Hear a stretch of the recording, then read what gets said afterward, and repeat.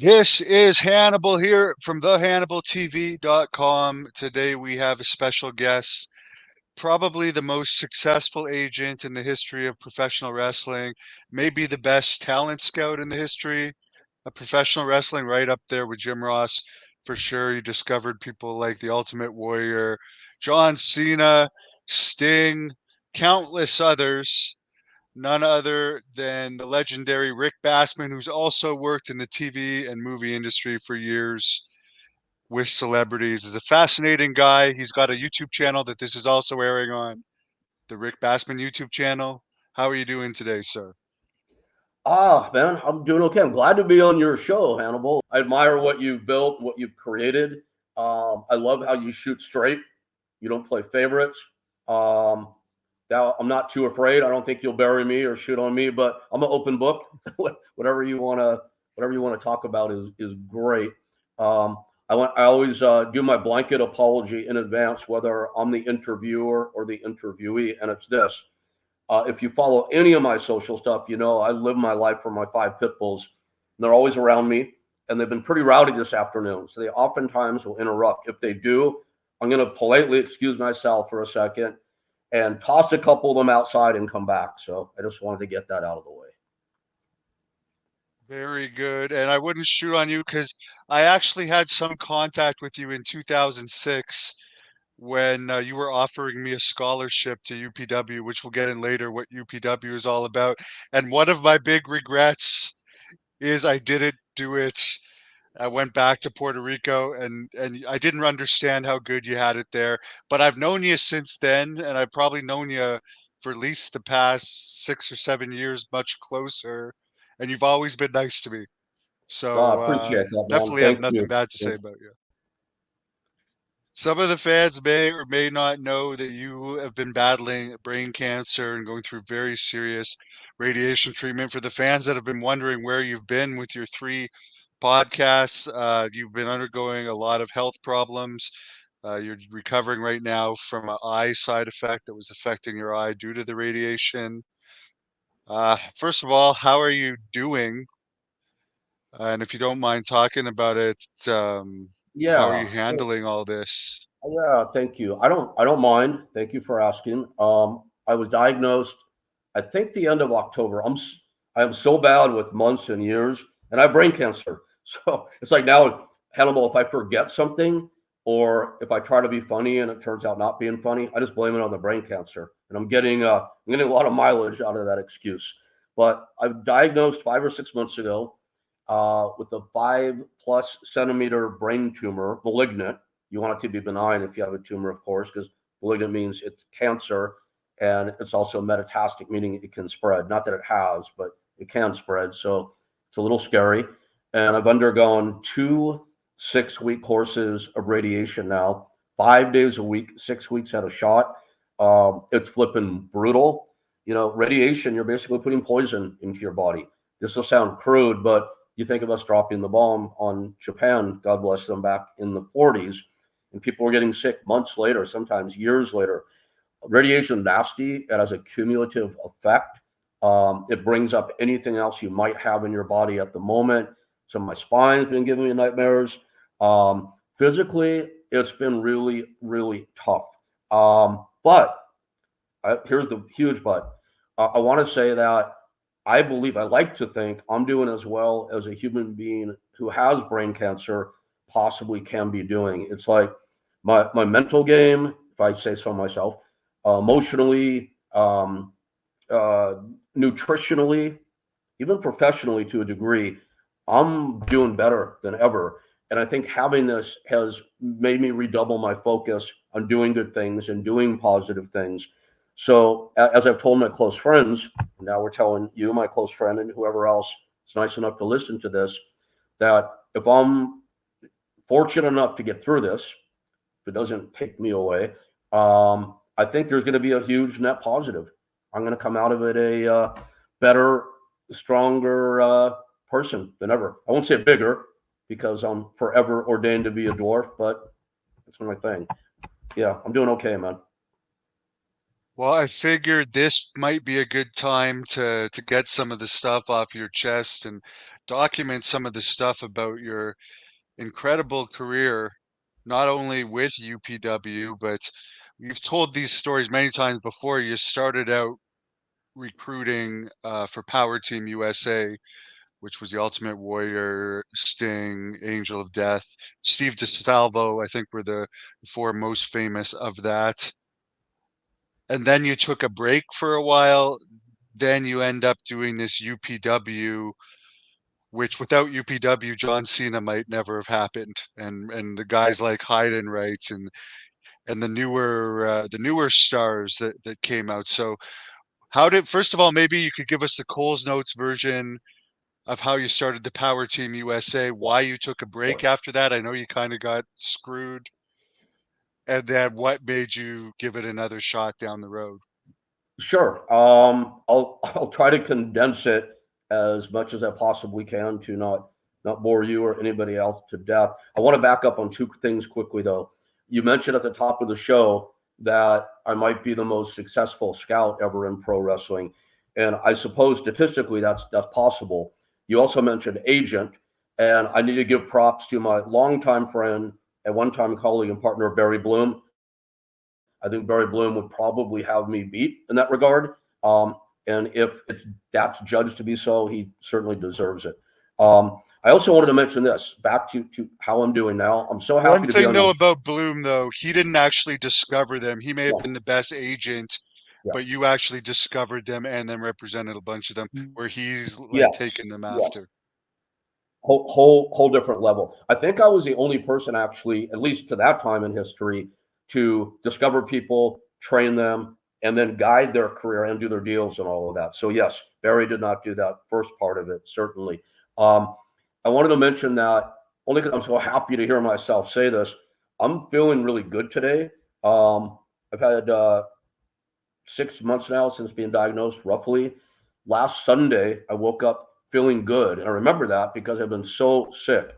Yesterday and today are the first two consecutive days in half a year that I felt well enough to like even have a conversation like this. So I'm so glad you're having me on today while I'm feeling good. Thank you. And that's why I've not done my podcast, because I'll schedule them and then I'll feel so sick. I just don't want to talk to anybody. So here we are. Wanted to mention that. Um, so Power Team USA was a group that I started in 1985, and as you mentioned, Sting and Warrior came from it. I was a huge fan of the territories in the old days. I came up in California watching the LaBelle territory. Guys on top were like Freddie Blassie, John Tolis. And then years later, when Hulkamania exploded, I became a fan again. And I remember watching it then. It was all about America versus the foreign heels at that point, with Sheik and Volkov on one side, and Koloff and Crusher Khrushchev and the other group, WCW or NWA, as the case may be. And then it was Sergeant Slaughter and Hacksaw Jim Duggan and the Wyndham and Rotundo, and of course Hulk Hogan. And I remember also as a comic book fan watching this, and Hannibal, this will sound so sacrilegious to say this now, and it's so wrong. But my mentality at that point was these are the ultimate all American heroes, except for Hulk Hogan. They don't really have great bodies. They're not very articulate. They don't really espouse American values other than a couple of catchphrases. Like I said, I respect all these guys so much now. I was clueless and I did not know the business and what it took to become the American Express, like Wyndham and Rotundo. So props to those guys. So I thought I want to find four guys, multi-ethnic, who could be like the ultimate all-American comic book heroes come to life in pro wrestling. I want to dress them up in red, white, and blue and launch them into the world of pro wrestling on top immediately as Power Team USA. Now, as I learned later, and it took a while, the entire concept was ill-conceived on my part. I think, conceptually, the creative part of it was kind of cool. It was fun, but as I mentioned, I was clueless. I had no idea you could not take four totally green guys, package them together, and then put them into a promotion together and get a push with them together, with you bringing the creative in. So it wasn't going to work. But I didn't know that. And I've always been like my dog's a bit of a pit bull, so I was determined to try to make it happen. I looked around, I found four guys. Cast it back then as a all American, like blonde hair, blue eyed guy, a black, a American Indian, and an Italian American. And these days, you'd have an Asian American, you'd have a Latin American, of course. Back in 1985, it's going to sound really weird to say it, but you really couldn't find guys from those ethnicities that were bigger than 6 foot. It just was how it was back then. So I found these four guys, packaged them together, dressed them in red, white, and blue, shot photos, found Red Bastien, the legendary Red Bastien, bought a ring, rented a space in a racquetball court, started training camp. And you mentioned Angel of Death and Steve DeSalvo. They were the other two guys, apart from my four-man team, who were in the camp, trained by Red and by Billy Anderson, who I want to send a word of strength and hope to, because we all know Billy's struggling with some physical things now, like I am, different stuff, but struggling nonetheless.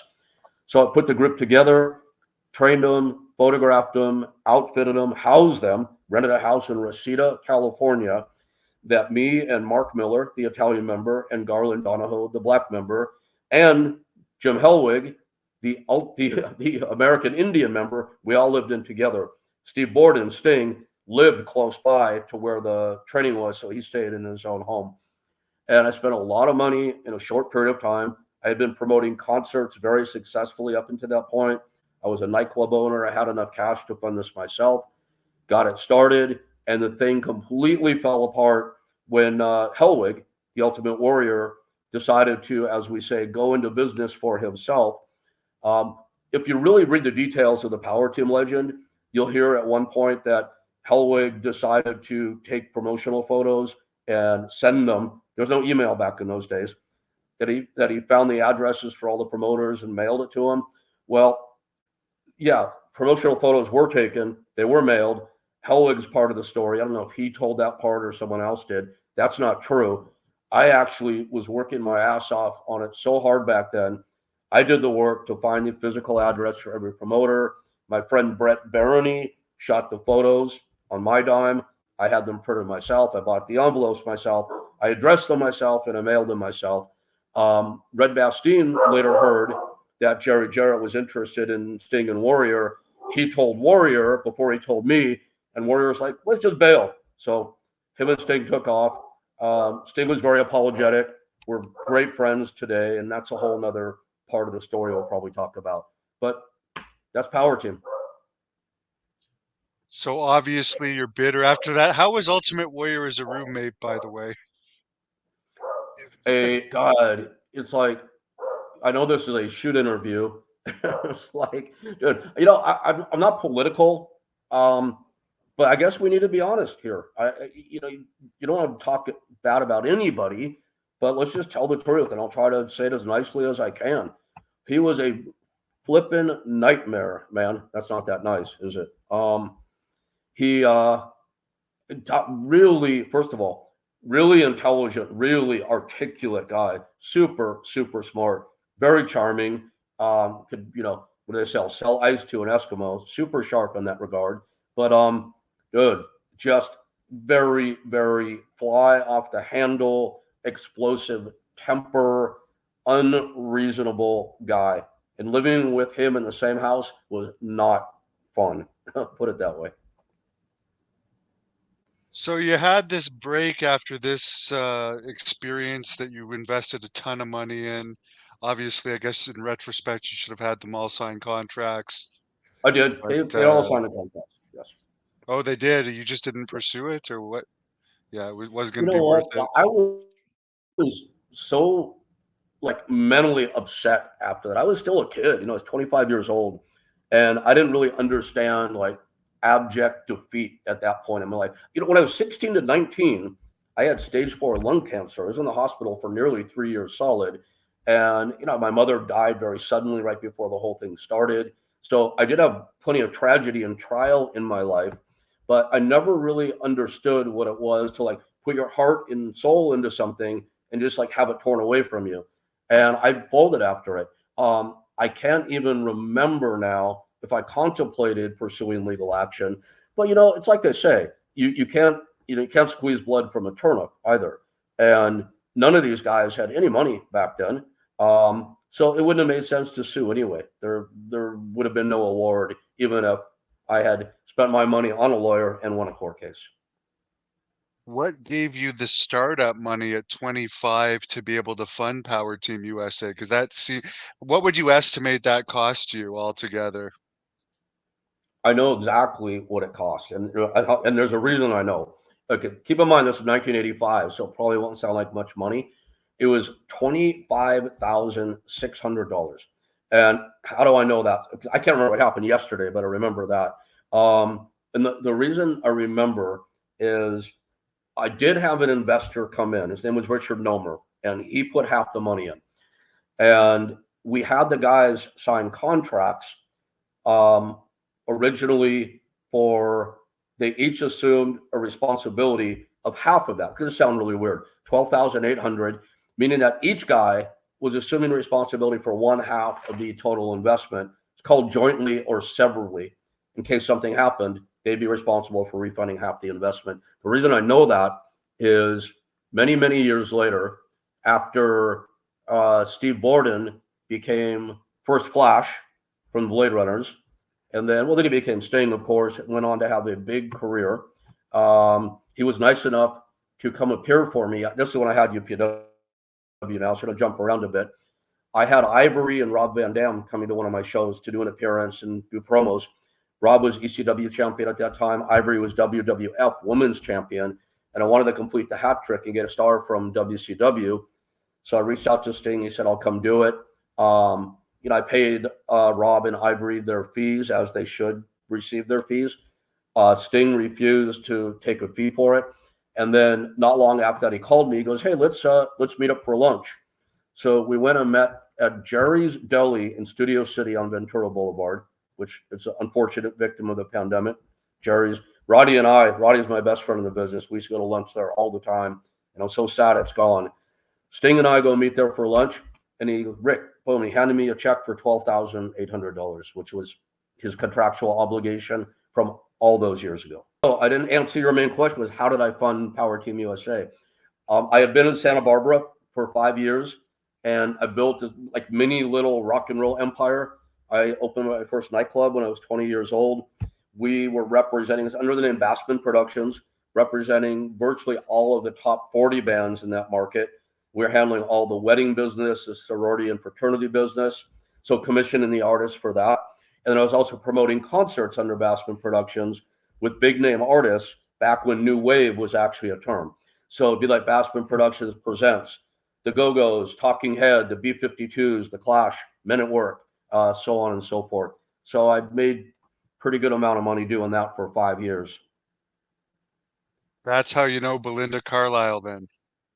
Yes, that's when I first met Belinda way back in the day. Here we are 40 years later and still in touch every now and then. Yes. Oh, that's cool. So for Roddy Piper, just because you brought up you were friends and would go to the deli, how did you guys become friends? Oh, man. So in 90, like I said, I'm not great at years, but I want to say in 1992, I came back from Florida where I was running a property called Pleasure Island for the Walt Disney Company. And my first gig back to LA is I was hired by a man named Lorenzo Dumani, well-known Vegas guy, to produce a movie called The Misery Brothers. And you should look the trailer up. It is like an unwatchable 2.5 minute mess. This trailer, the 90-minute movie itself, oh my god, this is a movie I produced. I'm the credited producer, and it's truly one of the worst movies ever made. So in casting it, I'm like, I wanted to try to do something. Nothing was going to save it. The script was that bad, but like, let's have some fun with the casting. So I asked Lorenzo, who was the owner of the company and also the director, the writer, and one of the stars of this debacle, if I could like stunt cast the movie. That's a Hollywood term. Is You this found it. it? Yes, this is okay. So the guy on the plate with his arms like that, that's Lorenzo. He was the writer, director, producer, none of which he did very well, mind you. The guy on the other plate, that's Leo Rossi. Leo, character actor, he was like one of the rapists from the movie The Accused with Jodie Foster. Good actor. And then the guy in the middle, of course, is Pat Morita, Mr. Miyagi. from the Karate Kid movies. So you look at some of the names on the poster. I asked Lorenzo, I go, can I take over the casting and bring in actors that are well known in other things for like 1 or 2 days to do these small parts? And he said, sure. So I ended up casting Pat Morita, who became a really good friend for a period of time before he passed. It's how I first met Lou Ferrigno. I brought Lou into the movie, a star from the TV show MASH, Sherman Helmsley, who was George Jefferson from the show The Jeffersons. Any of your listeners or viewers who are younger than 40 or have no idea who these people are, but people of my age at least, they're pretty famous. And I'm like, this is my chance to meet Roddy Piper, my favorite pro wrestler of all time. So I got a point of contact, reached out. Roddy came in and did a part in the movie, and that's how we first met. Now, when I interviewed Johnny Fairplay, he was saying Roddy was still partying pretty hard up until the end. None of us are innocent here at all, but would you say that's pretty much true that he was still going fairly hardcore right until the end? He was, absolutely was. And you know what, I don't see that as a negative, man. I know it's like we live in a world now that in many ways is going off the rails, but then on the other side we're all a lot more responsible. And I remember writing in my book, I don't know if I ever gonna get this damn thing out or not. I meant to this year, now this brain cancer thing. But I have a little anecdote, and I'm just paraphrasing. It talked about partying and growing up and all of that. And I remember when I was writing that section, this is 10 or 11 or 12 years ago, I was pilled up and drinking scotch. I'll never forget that. And I wrote something like, everyone's going clean now. It's like, where I hope, they're all falling away one by one. When I say falling away, not dying, but, not not going hard anymore. And I'm like, thank God that I at least have my good friends and compadres still, Butterbean and Sean O'Hare and Tom Howard and Boss Rutan and Roddy Piper. And I remember that being that group. Those are my best friends, guys that we'd go out and have fun with. And, you know, rest in peace, Sean and Roddy, no longer with us. Boss Rutan and Butterbean are now both sober. So that leaves me and Tom Howard now as like the last two men standing. Although going hard for me now is like a glass of Chardonnay at nighttime. So whatever. But Roddy was going pretty hard till the end, and dude, nothing but props and respect and affection and love for that guy. One of the people I really missed most in this world. And we saw it in one of his last interviews. He said he wasn't going to make 65, I think. I don't know how old he was when he died, but like he wanted to go out the way he did, I think. Yeah. And I've talked a lot about that myself over the years. I'm like, this is now my third major, life threatening illness that I'm in. And the first two, I actually had death sentences, meaning I was pronounced terminally ill. I've been shot, I've been stabbed, I've been bitten by a copperhead snake. It's like I must have done something horrible in a past life, Devin. Or if you ask some people out there, maybe I'm still doing it this life. I don't know. And I guess we'll talk about that. I'm guessing a little bit later. Um, but I'm always like, man, give me a beach chair and a great bottle of red wine and a jar of Vicodin and a nice sunset, and I'll call it a day. And it's like, no, life's even with this brain cancer thing, man, life's just too good now. And I dare say I'm joining the ranks of the Boss Rutens and Butterbeans now, and going the little more on the straight and narrow. Yeah, now you got me wanting that. That sounds real nice. I know, Just doesn't like it? kidding on the beach with a bottle of wine. But Yeah, Piper was 61 when he died, by the way, for any of the fans. I just looked it up. oh shoot, that's a year younger than I am now. Wow, wow, that's crazy. That's hard to imagine. I remember that day. I'll never forget that day. Roddy and Sean O'Hare are a couple that really hit me hard. Just like Tony Jones last week, man. It's like some of these guys are just such good human beings. And I know it's like really, and it's warm people. It's really cliche to say, well, they went before their time, but for sure in those cases, no doubt. Let's not get too caught up in this, though. We're gonna get all sad and not have a fun interview. Yeah, and RIP to Tony Jones. It didn't get that much press, but for anyone that doesn't know, he was one of the guys that got the tryout in Beyond the Mat with Mike Modis, and I only had good interactions with him as well. He was a stellar human being, man. His daughter died a few years ago, And he was I mean, he was a great father, really close to his daughter. And I remember talking with Tony, honest to God, probably 20 nights in a row right after his daughter passed. And I mean, I already knew him. We were already friends, along with Mike Mollist and Donovan Morgan and the rest of the APW crew from up north, but really got to know him during that point. And he's just a good hearted dude. Although I don't think he ever recovered from his daughter passing, which is understandable, I think. So as far as starting off UPW, where you started so many legends, ended up having the deal with WWE there, several documentaries were made about it. What brought you back into pro wrestling after being losing everything the first time, basically? So now it's years later, and I had some other successes. I had a big run at the Walt Disney Company, as I mentioned. I got some pretty high level executive experience. It's like now the late '90s, and it's the advent. UFC is becoming popular for the first time after their very very short initial run in '93, '94. It's like the early days of Pride and K1 mixed martial arts is emerging on the world map. This is Wilson, by the way. So my 100% blind little guy, sweetest guy you could ever meet. Hey, buddy.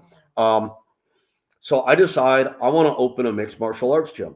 Now, Ken Shamrock had the Lions Den out in Northern California, and I opened Extreme University in Southern California, which is actually the first MMA gym in the state that was open to the public as well.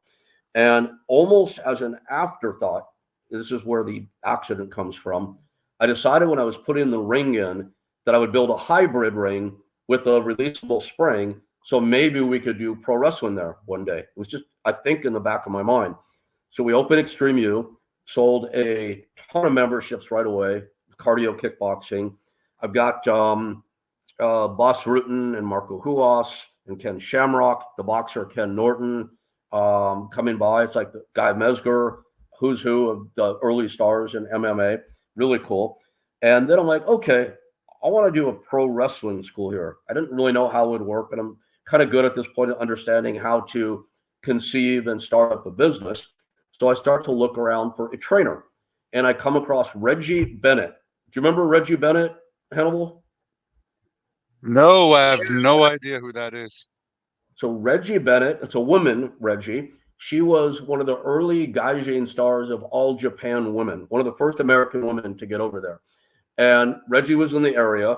She was strong style, came over, started teaching, beat the hell out of all the students. I didn't know any better. That's how it worked back then.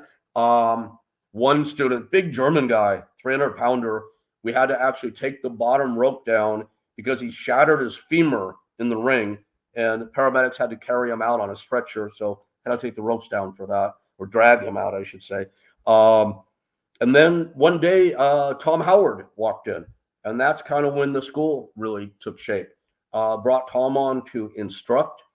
I originally ended up with I'll send you a photo, the craziest cast of like physically imposing, comic book looking heels and faces in our first class.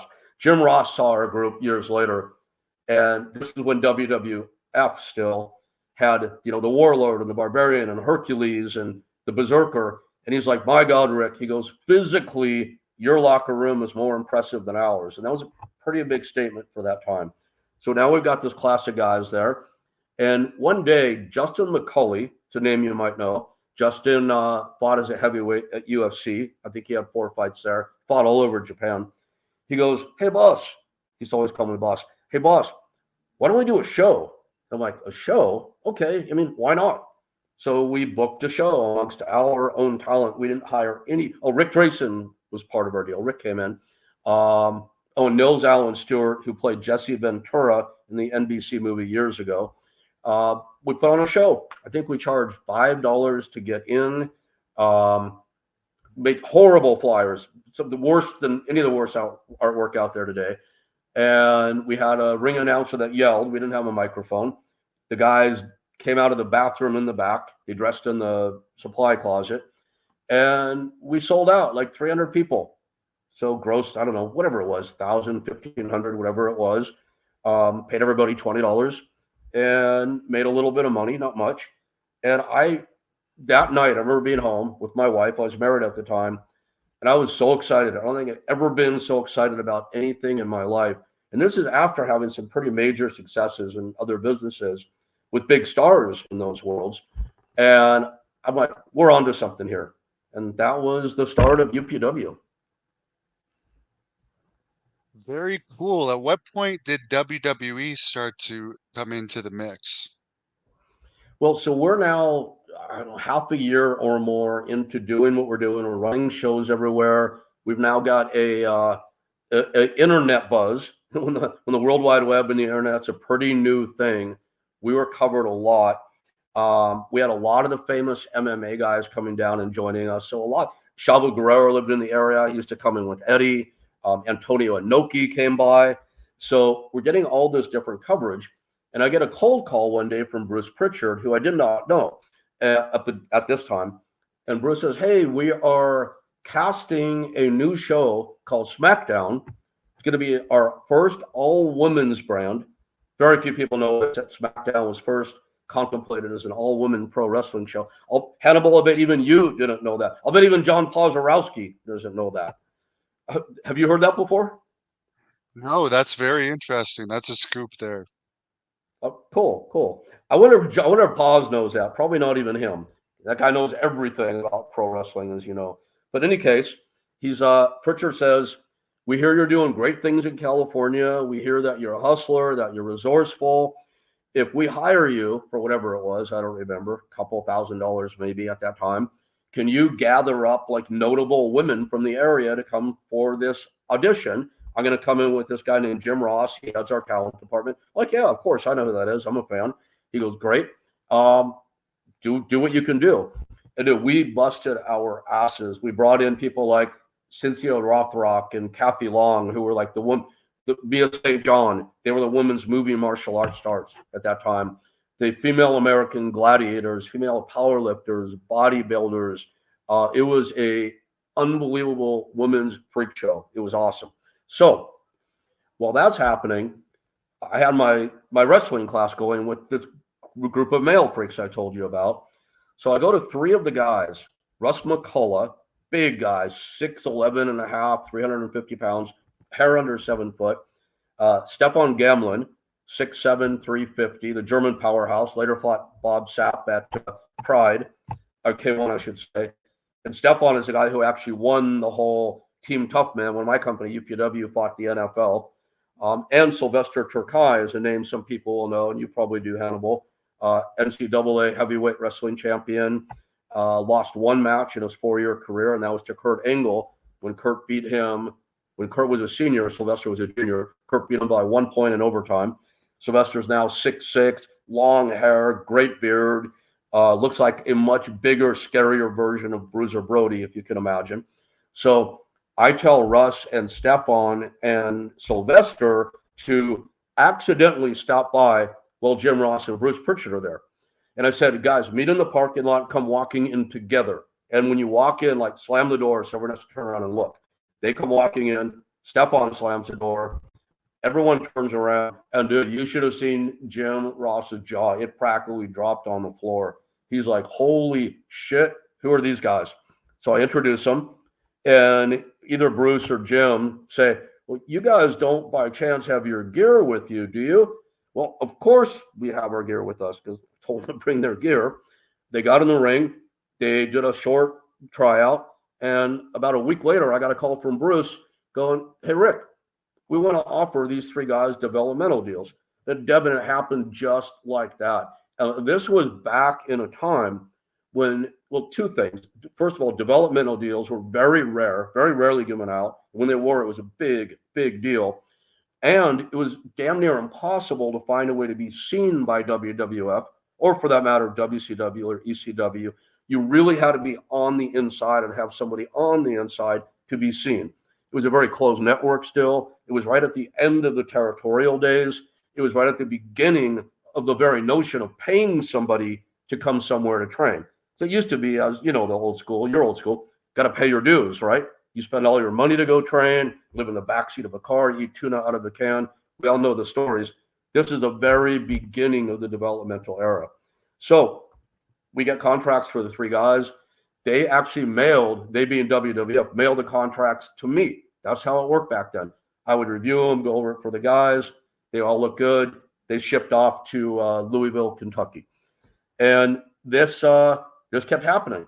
Hardcore Kid, Aaron Aguilera, Tom Howard later, and then one day Bruce says to me, he's like, "Holy God, Rick! I think we've signed like 11, 12 of your guys now.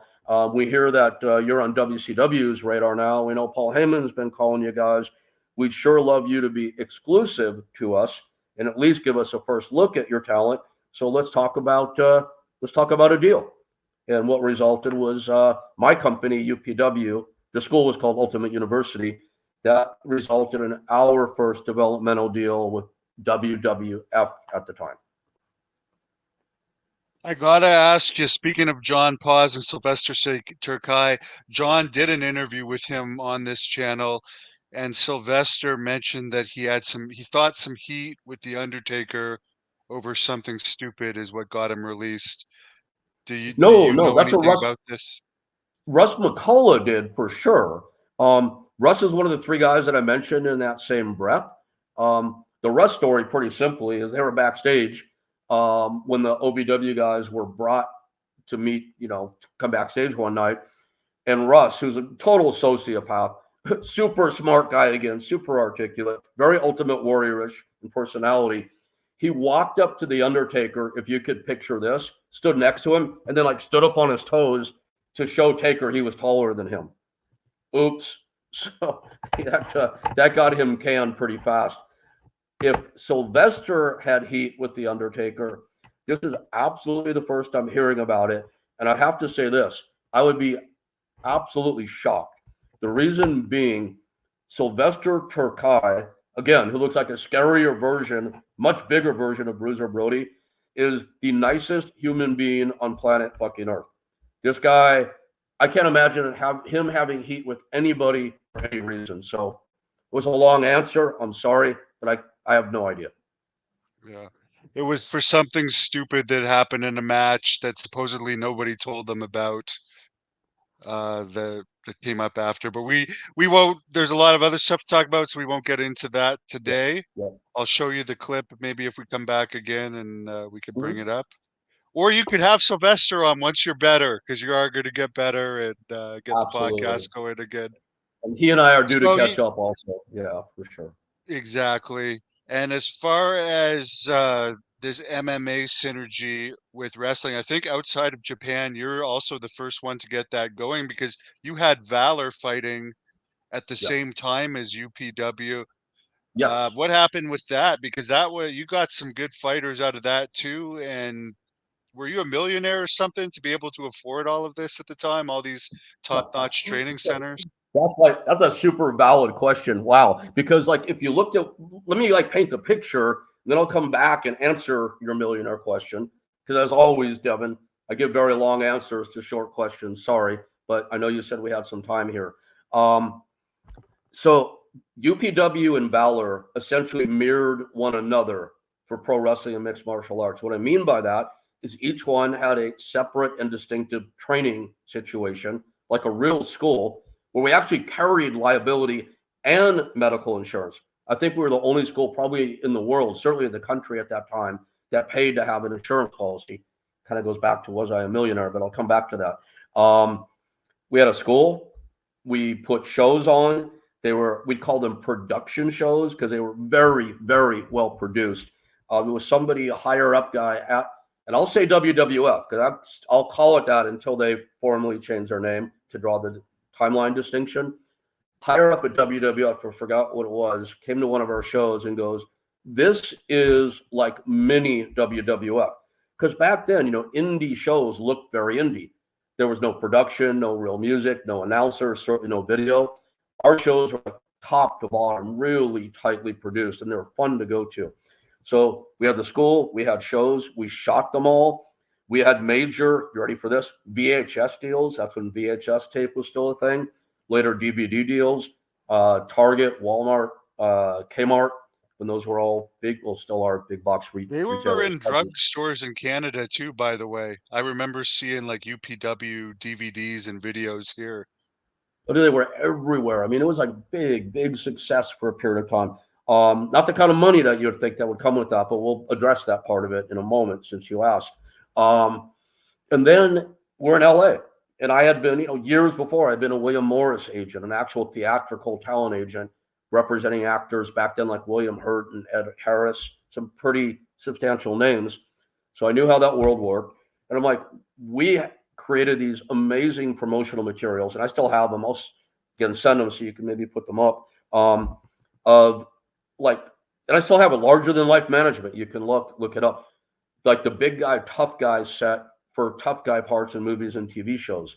So we launched that as a division and did so many bookings. Like back in the early 2000s, if you watch a movie like Daredevil, great example, was a fight scene with Daredevil, Ben Affleck, and then Jennifer Garner, the female lead. They beat up like 8 guys in this fight scene. All 8 of them came from us. So we would do so much work like that.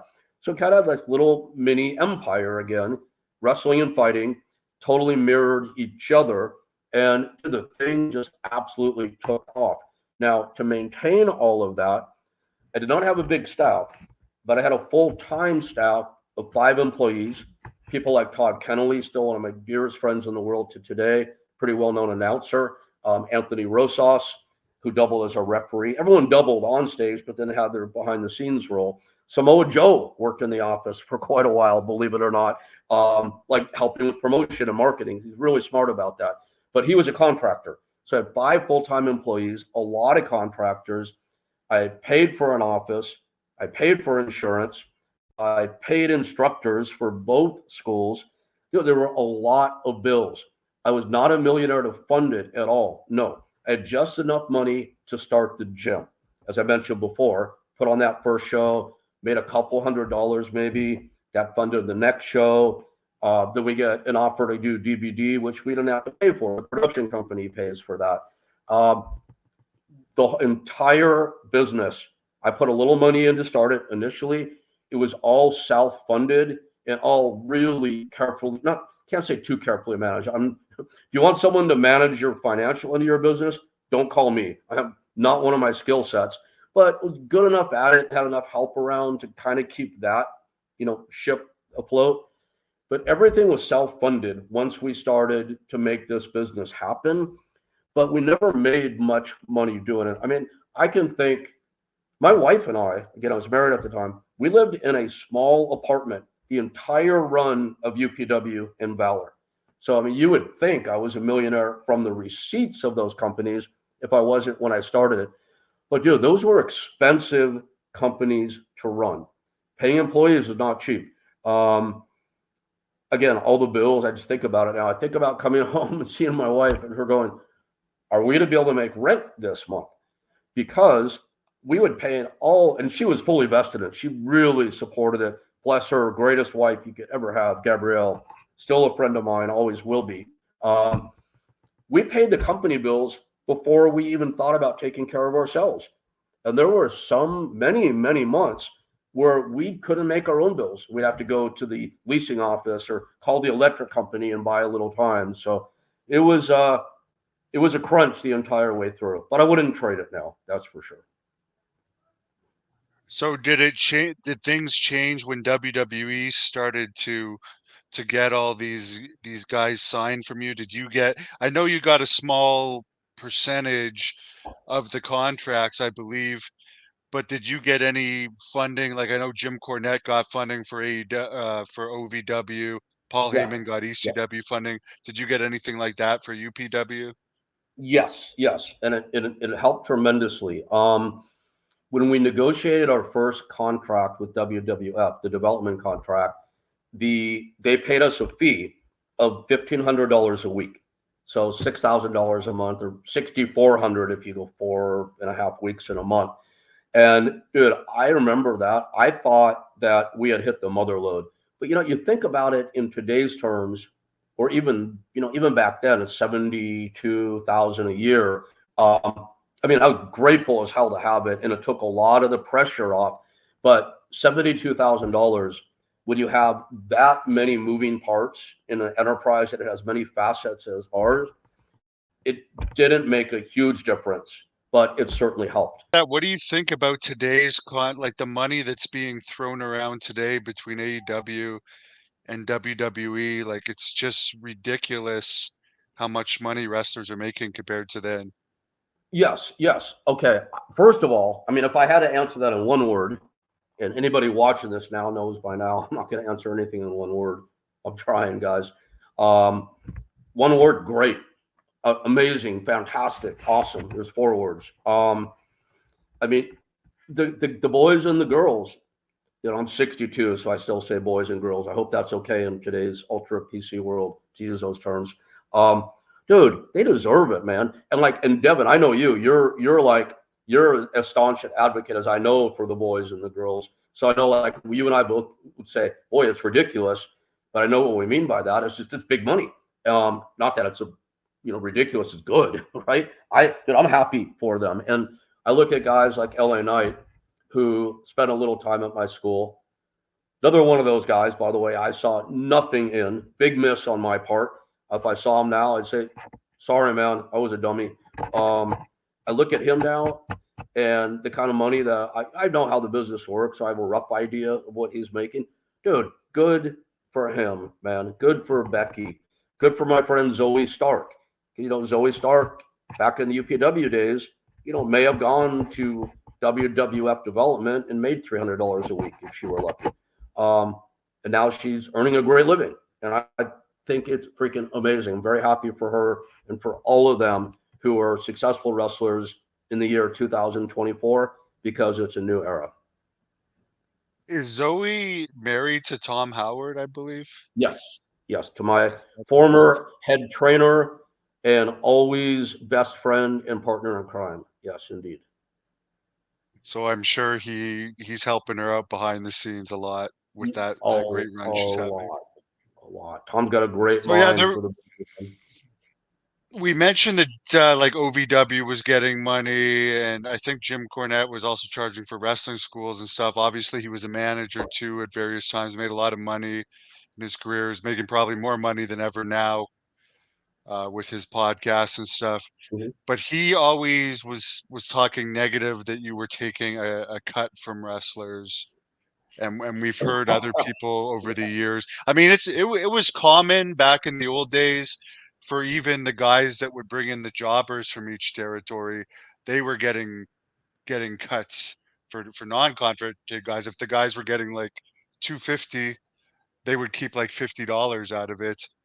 But you were getting some sort of cut off of the guys that you were helping get signed. Could you explain that?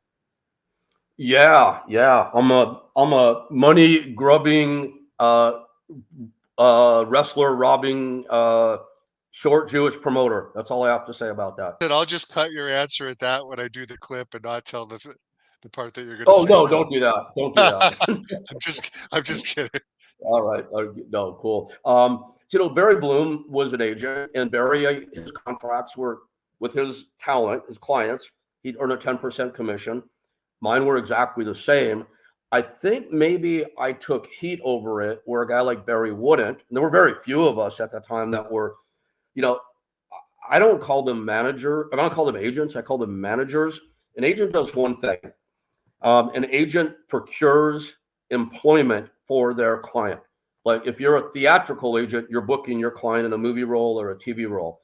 If you're a commercial agent in a television commercial or a advertising campaign, a manager is like, to me, here's a good analogy. Manager is like a contractor on a house. So the contractor may not like put the plumbing in himself or put the electrical in herself, but he or she, don't look at me being all PC with the he and she. The contractor knows enough about how every area works that there's going to be a house standing at the end of the day. And it's a manager's job to go out and put all these different independent contractors together to build this house for the home buyer. So there's a great house standing at the end of the day. That's what a manager does. The manager is involved in every aspect of the talent's career with the end goal of that talent really having this like great prolific career. So that's what I did. I consider myself a manager. And I did as we got into the business, actually before the first WWF development deal. started a management division called Ultimate Management, where we would sign our talent to essentially the same exact contract Barry Bloom and Michael Braverman were using for their talent to manage the careers. And I would talk a lot to these people that were under contract, and like Sylvester Turkai, a great example, Tom Howard, great example. And we were talking philosophically. They'd say, "Man, we really appreciate it. You're doing so much for us. We never would have had this without you." And many would. Many find another way. Um, we wouldn't have these opportunities. You brought us this. You're taking 10%. It's like our remaining 90% is so much more than our 100% would have been without you, if that makes sense to you. Um, Yeah. okay, so Some of them, most of that's them wouldn't even be able to get jobs without you.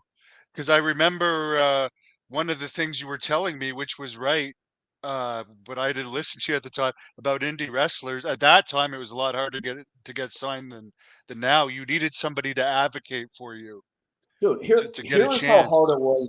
Here's how hard it was back then. It was like such a closed door. I can think of like two particular instances of current day superstars who I had never met before that were not part of my UPW or Ultimate University system. Well, this is Yogi, by the way. This is our newest guy. He's our little beast, half bulldog, half American pit bull terrier. Say hi, Yogi. You want to hang out with Papa? I'm weird about my dogs. Sorry. Your food bills for these boys must be a fortune. Not as much as the wrestler bills back in the day, so it's okay. But anyway, yeah, they're not cheap, and their insurance. I treat them the same way I treated the wrestlers. I take care of them. But we're talking about how hard it was to get in. So two wrestlers who I'd never met before cold called me. They got my number somewhere, which is fine. Probably the same way you found it, Devin, all those years ago when you first reached out. And they're like, "Hey, we're prepared. We've done our work.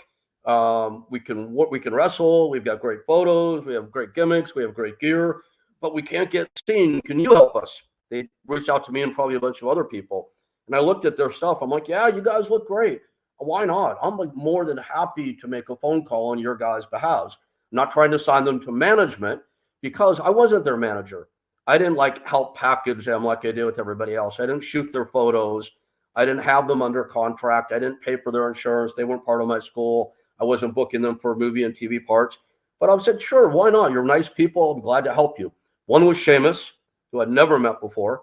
And I was, when did that come full circle later, by the way? And then Natty Neidhart, if you can imagine that. I mean, a legacy talent, the daughter of Jim the Anvil Neidhart, multi-time WWF tag team champion, still found herself in a situation where she had to call me, a guy she didn't know, to try to open the door for her. So yes, it was a very, very different world back then. Yeah, and I can attest that the Hearts had a bad relationship with WWE at that time because I was trained by them. I So didn't it's know that. very important to get trained by people, by the way, for wrestlers out there that have the contacts. And now Natty's one of the most successful divas of all time, so add her to Yep. your list. And people love her. No, I can't. I can take zero or next to zero credit for that. All I did was, I don't know, made a phone call, I guess, or sent. I don't remember exactly, but that's all I did. Happy to make the contribution. She may not remember it. I bet she probably does, but it's all good. She's the type of person that'll probably remember something like that. As far as anyone that's famous has people saying good and bad stuff about them. John Cena, The Miz, Vince McMahon, Eric Bischoff, you definitely, and to a lesser extent me. There's definitely stories each way for everybody. What do you think the discrepancy is all about there? Is it just misunderstandings and your competition in the wrestling school world? Does this whole Jim Cornette thing come from he had a wrestling school and you did, and it's kind of like competition, or what's this My whole discrepancy? No, my understanding of the whole problem with me and Cornette, which is way more his problem with me. Although my problem with him is that he's been screaming about me for 20 years. Not nice stuff. I think he's gonna rip my hat off my neck and skull fuck me to death. That's a lovely visual, isn't it? Um, I've taken him up on that challenge many times, but he hasn't answered. That's a whole nother story. And really, honest to God, I hope he's well. I do, and I mean that. He Um, stopped doing public appearances now too, and I honestly think it's part of it he's making way too much money, but other he's afraid people will confront him if he makes public appearances. that It's makes sense, and I wouldn't now, dude. It's like this is gonna sound really weird and really California now, man. My life's all about like love and paying it forward and not having animosity with anybody these days. But the heat with Cornette, it wasn't that we were competitors. My understanding is it was absolutely disgusting to Jim Cornette that I had my hand in the boys' pockets. And I learned this initially, I think from Sylvester Turkai, actually, because I think Sylvester was the first guy I ever had under contract who then went to OVW while he was under contract to Ultimate Management, my company, and paying us a 10% commission. So apparently Cornette used to go off about that and just hated the idea. Now, what Cornette, my understanding of Jim Cornette, another guy that apparently is incredibly intelligent, incredibly accomplished. You can hear how smart he is when you hear maybe a little nutty, but great talkers, way more articulate than I'd ever hoped to be. He didn't understand that he came up in the South where he could apprentice at a territory and come up in the business that way. And everyone he came up with were guys that did the proverbial 400-mile rides to shows, made $5, slept in the back of a car, and really paid their dues. Guys that were coming up through me walked into a beautiful, ready-built facility that had rings that were being repaired if, God forbid, something happened to them, that were shooting video for them, creating photography for them, maintaining a health insurance policy if, God forbid, they got injured in class. It was just a different model. And in my mind, the 10% helped to support that. Because as I said before, my wife will attest to this. My wife would never do an interview, by the way, my ex-wife, but if she did, Tom Howard would tell you this because he was there from the beginning. Todd Kennelly was there, Chris Daniels, Frankie Kazarian, they all know this. The margins were very slim, man. We were making almost no money. And if I didn't have the tuition from the wrestling school and the small amount of revenue from the DVDs, very small amount of revenue, and the commission from the guys, and the WWE money or WWF money, there'd be no company. There'd be no doors for the Miz to walk through to have an opportunity to be showcased later. So Cornette never saw that. All he saw was, I made a joke earlier about, short and Jewish and being a promoter. People idolize, as they should, their wrestling heroes. Their superheroes come to life. Now, they're human like everybody else, these wrestlers. There's good ones, there's bad ones, and there's everything in between. But what people see is the image that's created and projected out into the world. That image, even if they're playing a heel, is always going to be of like a good, benevolent person because that's what you want the world to think of your talent. And obviously, WWE is expert at manufacturing that or promoting it if that's in fact who the person is. So people are going to love the pro wrestlers. So the opposite side is this. I'm 5'4" tall. I'm an assertive guy. So anytime I'm assertive, I immediately get tagged with the Napoleon complex, short man's complex. Well, I mean, Hannibal, I'll tell you, if I was your size or 6 foot plus, 300 pounds, or 6'5", my personality would be exactly the same way. I just wouldn't be called Napoleon. I'd be a bigger guy who's probably assertive. My heritage is Jewish. Another strike against me right out of the gate. Maybe not now, but that back then, all us Jews were stealing people's money. I mean, it was all stereotype. That was perpetuated. So now I have a Napoleon complex who's Jewish. And on top of it, I'm a promoter. Dirtiest word in the world. Dude, I could have been the most caring, most generous person on planet Earth. But as a short Jewish wrestling promoter, I was the villain going into every situation. I was set up for it, man. I'm not bitter about it. I'm just stating my 30 plus years of experience in this world. Did you ever consider forming a tag team with Herb Abrams? No. Oh my God. You know what? In 2024, we probably could have pulled that off somehow. Dude, Herb, wow. I don't want to go too far down that road, but I had a lot of experiences with Herb and UWF. Herb would have been the poster child for that movement, man. I liked Herb, but everything you've read and seen and heard is pretty accurate. Yeah, that would have been fun. Yeah. And I was just saying that because of he, I believe he was short of Jewish as well. One thing I will say about, we all know a lot of wrestlers are selfish, right? And don't give, are all about the payday. One thing that I don't understand is, like, did anyone actually try and help her? Because obviously he had a serious problem, or were they just like, let's get all the money we can out of this guy? Or were any of them actually concerned that he clearly I had a serious drug Yeah, I problem? mean, I can tell you for sure that guys like Stevie Ray, if you remember him, um, not the Harlem Heat Stevie Ray, the blonde haired surfer gimmick Stevie Ray, and B. Brian Blair, they really looked after Herb and they tried. I did 3 or 4 shows with and for Herb. I was actually an executive at the Walt Disney Company, moonlighting as the evil, nefarious manager Rick Golden.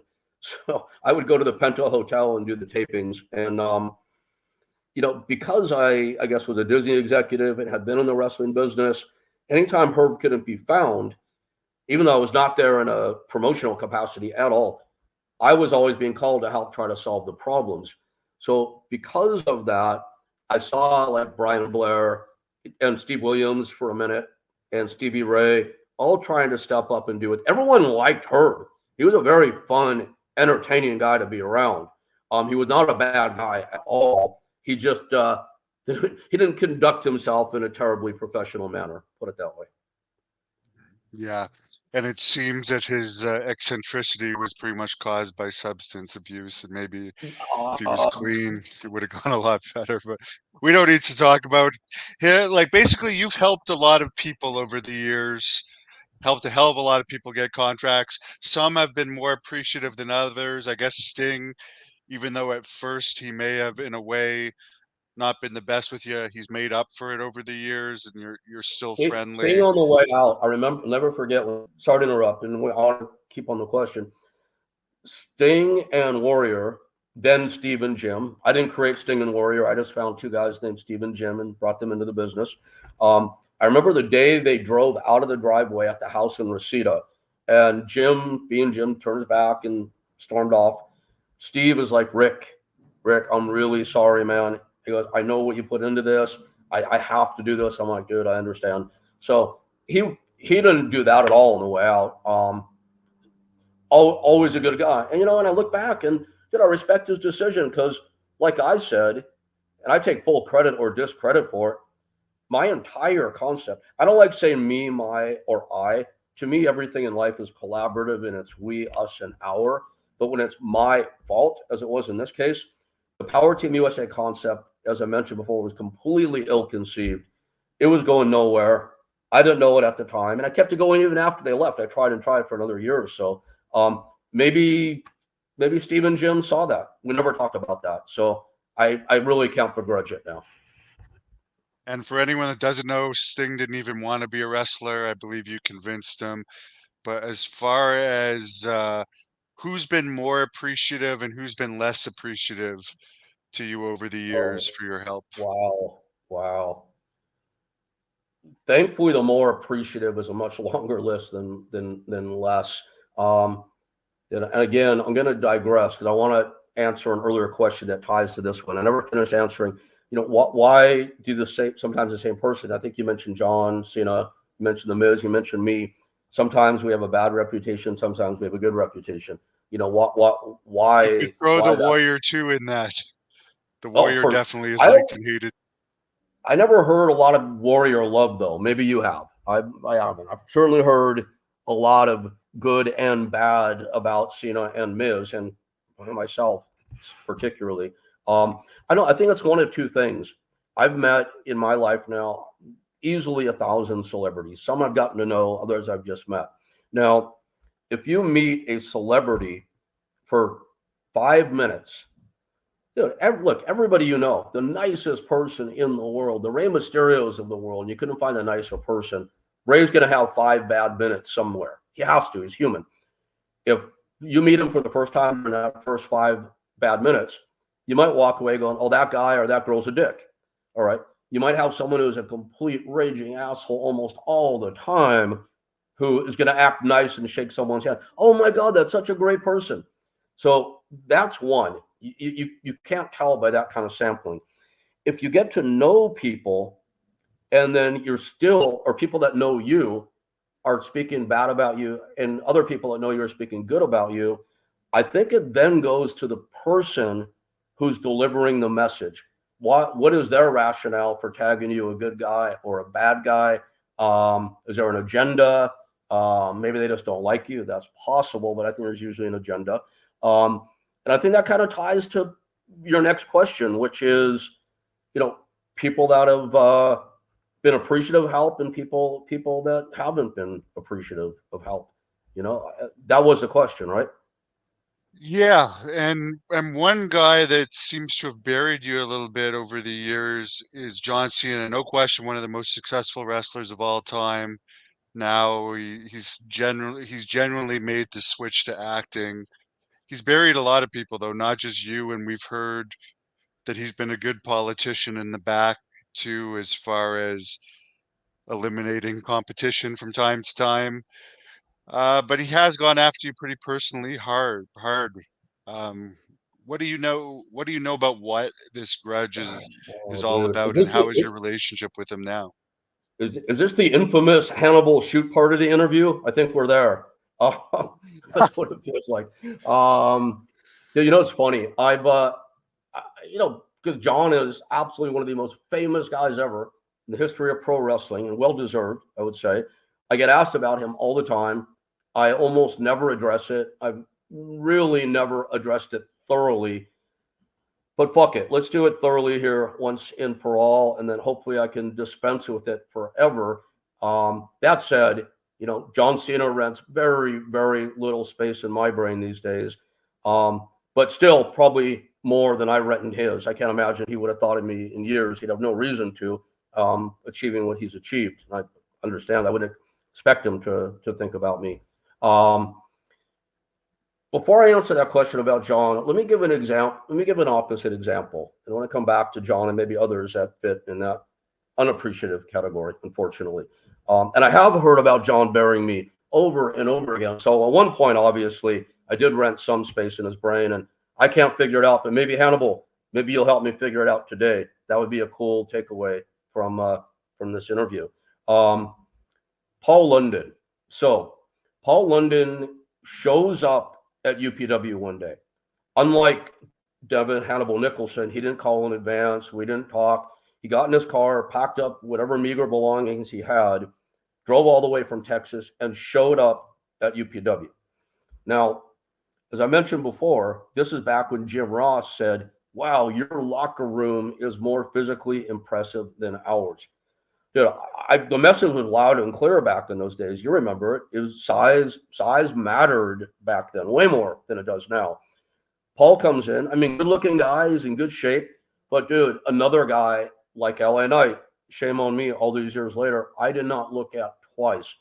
I was never unkind to Paul London. I know he would tell you that. I was never, I don't want to say dismissive. I probably was a little dismissive. Didn't really give him a shot.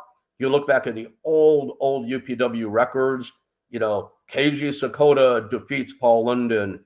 Samoa Joe defeats Paul London. School, the Samoan Savage defeats Paul London, on and on. Nothing vindictive on my part or the Booker's parts. Dude, I saw nothing in Paul London. And again, I just feel sacrilegious to me now because he turned out to be so good. Cruiserweight champion, tag team champion. But let's forget his accomplishments for a moment. Paul London today is one of my favorite human beings in the world because I did nothing for this guy. I mean, nothing. And this guy has been nothing but nice and giving and gracious to me over the years. And I'm like, if there's someone that I deserve to get buried by, it would have been him. And there's a lot of other guys I can put paint in that same with that same brush who I did very little for, who are great guys. And dude, if an opportunity comes up now, Paul Lynn would be one of the first guys that I would call. He's a good human. He deserves everything good that comes his way. Um, guys like John, and you brought up John, so we'll go with that example. To me, that's like that's the flip side. So, we talked about how closed door not UPW, how closed door the wrestling business was. So, and I think you also said people probably that came through my system at that time that I got in probably would not have gotten in otherwise. John might be the exception to that, man, for a couple of reasons. One, he's an incredibly driven guy. The guy's focused. What was that MTV show called where people, I think it was called Driven. Driven. He should have been on that show. That was him. He personified that. And he looked great. I mean, he wasn't 6'5", but I think 6 foot. When he walked through my doors that first time, I think the Bell brothers brought him to introduce him, if memory serves. It didn't take a genius to look at him and go, that guy's got it.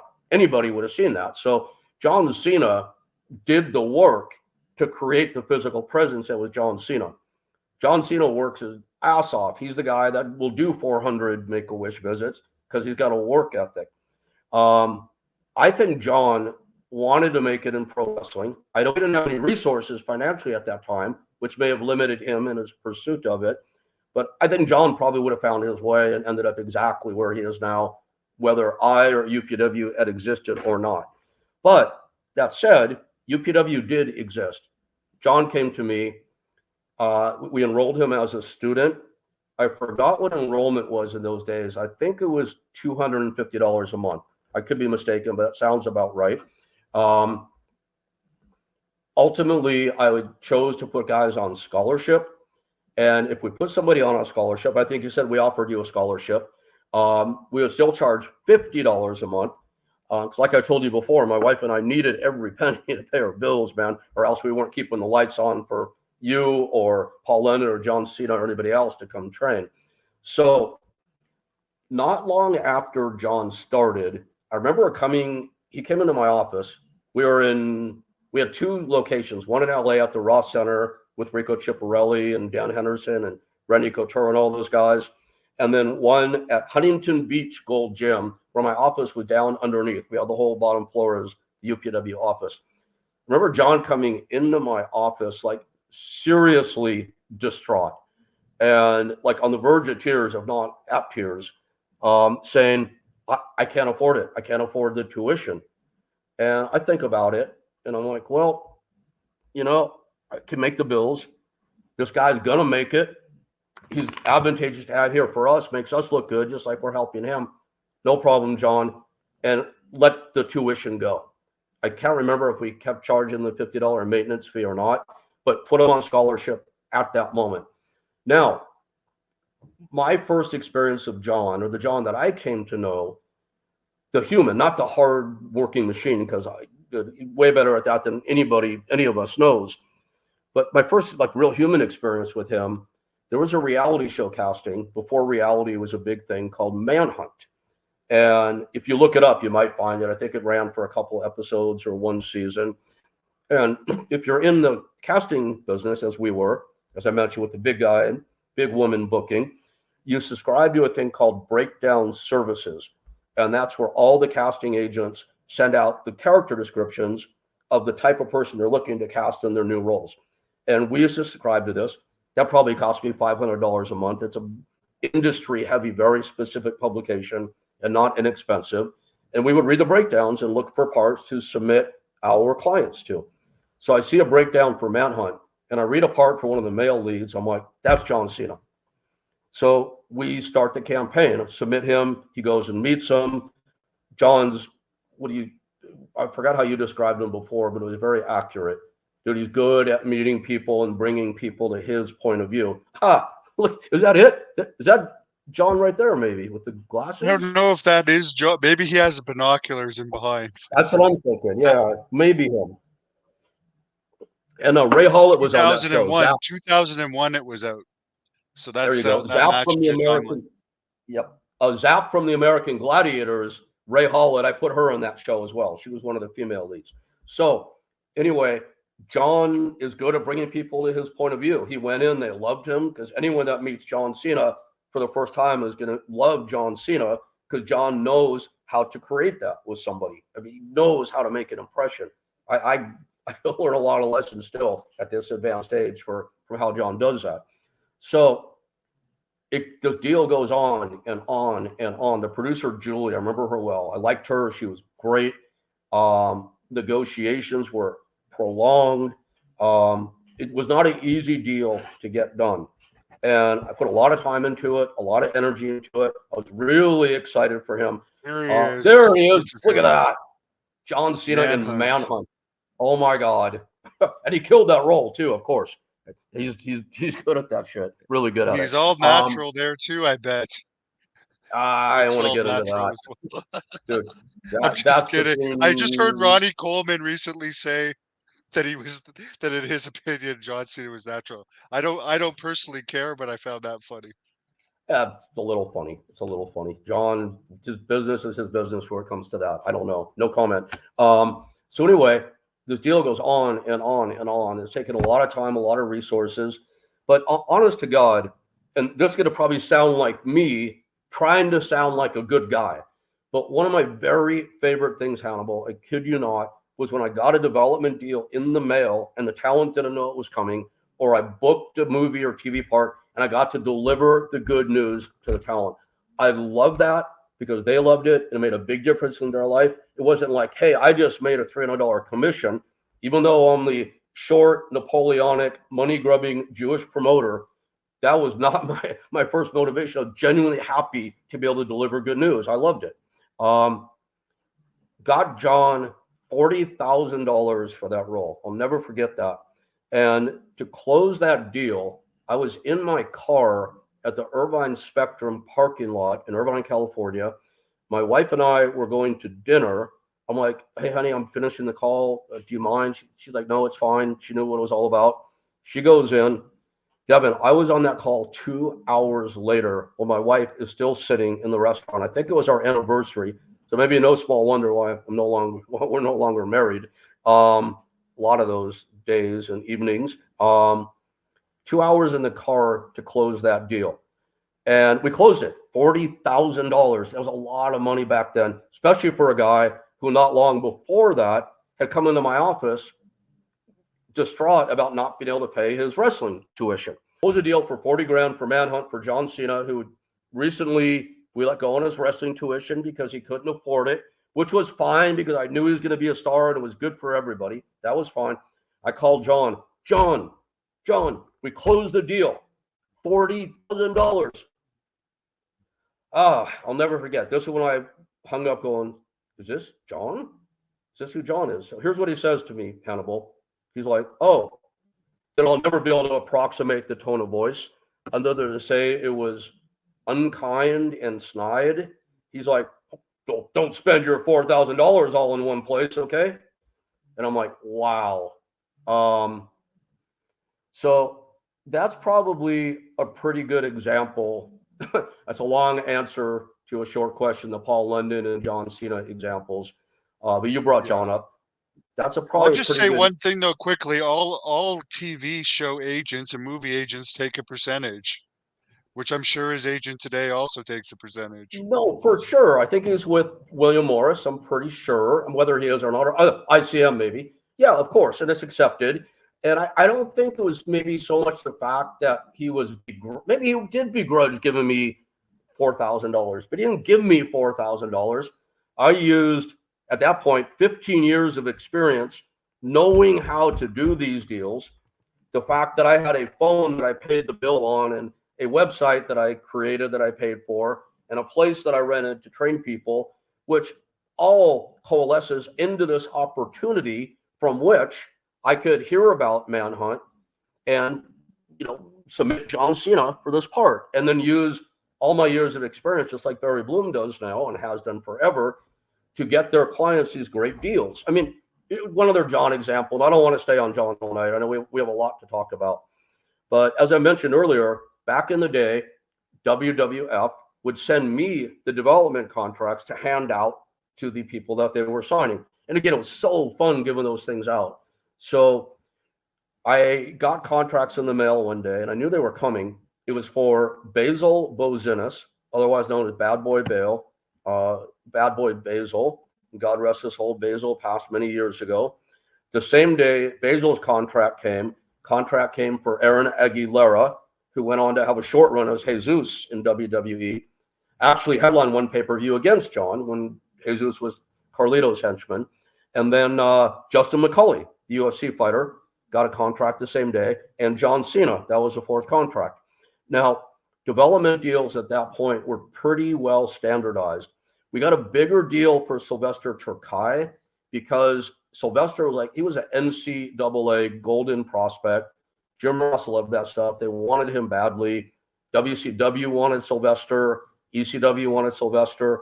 So we did a deal that well exceeded the standard development fee at that time for Sylvester. I would get, when Sylvester moved to OVW and Jim Cornette started riding his ass, take that little fucker Bassman's hand out of your pocket. Sylvester would call me, go, yeah, you did so much for me. You got me way more than they offered. He goes, like, the 10% is nothing. He goes, it's more than a wash. He goes, I wouldn't be making nearly this without you. I got a check in the mail every 2 weeks, like clockwork, from Sylvester. Hannibal, one day a check shows up and it's $5 more. So it's always the same amount, $5 more than usual. And I call Sylvester. I'm like, hey, I'm just curious. Why do you put an extra $5 in the check this week? And he's like, oh, yeah, we did this indie show and they paid me $50. So he gave me a $5 commission on the indie show. And I'm like, dude, you gotta, I mean, I earned it, but you have to love that. That's a guy who not only gets it, but appreciates it. Now, with the contracts that came for Aaron and Basil and Justin and John, the deals were all the same back in those days. Ready for this? $300 a week was how much those guys made at the time, startup development deal. I remember calling Bruce and going, Bruce, you guys are hot on Cena, as you should be. I go, I've seen what this guy eats. I know what it's costing him. Got to do things were tight for him financially. I go, he's, again, doesn't take a genius to see this. He's going to be a big star for you guys. You got to pay him a little more. Can we get him $500 a week? And they said, yeah. So when the contract showed up, it was Basil, Aaron, and Justin at 300, John at 500. Now, I went and used all my influence with WWF and everything I had done over the years to know how to make that kind of ask, to get in a way where you have finesse and subtlety or not putting anybody off by asking for more, to get him $200 more than they initially offered him. My commission from John was $50 a week.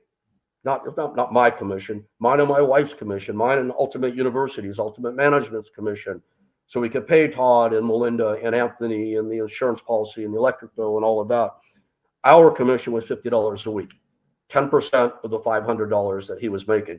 Now, he would never have gotten that $300 contract without me. He may have found it somewhere else ultimately. Again, John was a hustler. He may have found it. He positively would not have gotten the 500 because I got him the extra 200. Let's do the math. Take the $50 commission out of it each week, it's $450. So it's $150 more than he would have been making had he taken the 300. So John very quickly after got shipped off to OVW, or Cornette, as he'd been riding Sylvester and Stefan Gemlin and Russ McCullough, who were all down there, started riding John. John was there for 1 week when I got a letter from him in the mail, and it was something like a one-line letter. I can kind of picture it now. I will no longer be needing your services as a manager. And that was it. Those kind of things like informed to me my version of John, unfortunately. Not the superstar wrestler or actor, because he's damn good at it, not the hard worker. No one works harder. But those are my experiences with John. And it's like, you hear the term adding insult to injury. It's like I felt like I fairly bent over backwards for him. That's okay. He deserved it. That's what we were set up to do. But for those things to happen, and then on top of it, for him, like I mentioned Sheamus earlier, a guy that called me out of the blue. Well, I never met Sheamus. We talked on the phone. I thought he looked amazing. He was ready made. I opened the door for him. He got in. Sheamus did the rest. It's all him. I saw him at a show a couple years later, a few years later, in the stands before the doors open. So I go over to introduce myself. And I go, hey, Sheamus. He's like, hi. I go, hey. I go, I'm Rick Bassman. And he goes, oh. And he stood up and he walked away. And I'm like, wow. And then a couple of the guys came over to me, and they're still there, so I'm not going to name names. And they go, oh, we saw that. I'm like, what is up with that? They go, Cena has been burying you up and down with this guy. I'm like, wow. All right. And Devin, you mentioned it earlier. You initiated the subject. I didn't want to talk about John Cena tonight. Thank you, I guess, for bringing it up. He stayed on me for years. I don't know why, dude. I'm sure he has his version of it.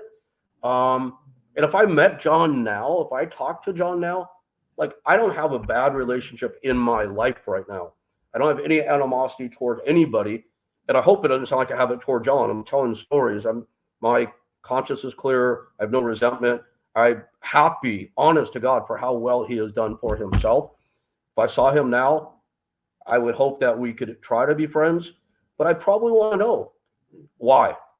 Anyway, so that answers your question, I think. Yeah. I've heard that Sheamus, by the way, has really like played politics behind the scenes to keep other Irish wrestlers out of WWE. Oh, okay. So Yeah, that tells you a little bit something else about his personality. I, I've I don't never I don't met him. know. Yeah, I don't know about that. You know, you mentioned earlier that John is like buried a lot of other people. The reason I do know about that is that everyone knows my connection with John. So many people throughout the years, and again, I won't name names, have told me their stories of how John has buried them. Now, John's a master politician. You need to be a master politician to be at the top of this business. Um, but I don't understand why you have to use it for that. And again, dude, it's like, Paul London, it's just one example. There's many who I did nothing for, or who I did things for, not in Paul's case, that were like Hannibal. Since I've gotten sick, I've got guys like Sting and Dallas Page and Chris Masters, Katarina Waters, Katie Lee Burchell, Thunder Rosa. They've always put up these like beautiful posts about me. Kurt And I've like Angle too, and Kurt Boss Angle Rutan, I posted believe. about me yesterday, yeah, on X. And it's like they're all so nice. And like they're like, wish Rick well. He's being really positive through this. Follow his like heroic journey, feeding my ego for sure. So thank you guys. But a big result of that has been I have got so many messages now from people that maybe trained with UPW for a week 15 years ago. And I feel bad. I don't remember most. Blame it on the brain cancer thing, right? And the messages are all the same. It's like, Rick, you were like so nice to us. You were so kind to us. Thank you for what you did for us. And I'm like, wow. And Hannibal, I always thought I've tried to be that way. John obviously sees it differently. I want to mention one other, and then I want to stop burying people. Maybe two others. So, like who's been my favorite UPW moment ever, and this is going to come back to this subject. We had a wrestler named Little Nate. Is that name at all familiar to you? Little Nate, no. Sounds like a little person wrestler though, maybe.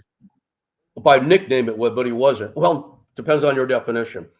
One day this car pulls up to a training center in LA, which was a destination. You had to know where you were going. Nice Mercedes. There's a lady, conservative looking lady behind the wheel, but no one else in the car. I'm like, this doesn't make sense. But then the passenger door, person was kind of short, so you didn't see him over the dashboard. And this 4'10" super pale white kid comes out, kind of like short red hair, big nose, really meek and mild, and wanted to go to our wrestling school. And even though that's tuition, certain people you just don't want to take, because they're going to get hurt or And if we had a lot of students that showed up that had really demonstrated no potential to ever make it anywhere in the business. And I'm not talking about my misjudged um, Paul London's or my misjudged LA Knights. I'm talking guys that just don't have any of the discernible gifts that should ever go anywhere. And my entire school and my staff, which were Chris Daniels and Frankie Kazarian and the Ballard brothers, and Adam Pierce was my head instructor for a while, and Kevin Quinn, and on and on. We all prided ourselves that we never blew smoke up anybody's ass about their chances. We weren't going to tell somebody they had a chance so they'd enroll in our school and give us a commission. We tell them the opposite. And in cases like Nate's, he like sat there with his mother. He was so earnest. He's like, I just want to do this. I don't think I'm going to be a star. I mean, look at me, but I love it. You know, we'll sign your waiver. His mother's like, we'll sign the waiver. So we enrolled the kid in school. And 2 or 3 years later, Hannibal, he became probably my favorite character ever in UPW. He grew to like a whopping 5'3". He had grew out this giant floppy red afro, and the guy was fucking good and a great character. And I worked my ass off for this kid. Got him to 0-1, where I had a deal with UPW for years. Got over 60 of our UPW wrestlers over to Japan, which again, I love to be able to deliver the news. You're going to Japan for the first time ever. Pushed and pushed and pushed and got little Nate there because I used my influence to make that happen for him. Once he got there, he got over like $1 million, like I knew he would in Japan. This short, little, skinny white kid. I pushed little Nate for WWF. This is back during the size era. Got him 2 dark matches. He blew the roof off the place in both dark matches, but he just wasn't going to get hired at that point in time. He'd probably get over like $1 million now, I'll bet. My favorite UPW moment ever was when Frankie Kazarian, we had gotten him his WW, maybe it was E by then, probably still up, WWF deal. He's on his way out. He was our lightweight champion. And at this point, Nate was our #1 lightweight in the company, other than Frankie, who was a champion.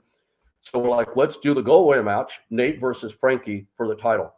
And, you know, the obvious win is Frankie's going over, then we'll give him a big send-off, and the belt will become available for a tournament or whatever. I don't remember the booking idea. So I made a call, and Todd Kennelly and the other bookers, Marty Valenza, and the rest, very supportive of this. Like, let's put Nate over for the title, but let's not tell Nate. So what we did is I called his mother, Shelly, and I'm like, you and the husband and the family have to come to this show tonight. You have to come. Made a point of them being there. She's like, okay, well, what's up? I go, it's going to be a good match. But she committed to coming and got Frankie in on this. And they do the roll up toward the end. And the one to Marty, Marty Valenza, who's a WWF referee forever. I got Marty into we got him into WWF, just like we did writers and referees and all sorts, managers. On the roll up for the 3 count, Frankie keeps his shoulder down, but moves Nate's shoulder up. So we gave Nate the strap. He didn't know he was getting it. It was like the greatest emotional moment ever in UPW history. And to this day, this is still my favorite UPW moment, more than me hitting Pete Doyle in the center of the ring to retain control of UPW on our 5th anniversary show, the one that Hall and Nash were united for and all of that. I love that moment. It's still my favorite moment, despite the following. Nate fucking buried me. And I look at it now, I'm like, what is it that would take someone that you believe, again, maybe he has his own story, that you got to Japan, that you pushed at WWF, that you put the strap on and make sure his parents were taken care of. He ended up forming like the first clique ever at UPW.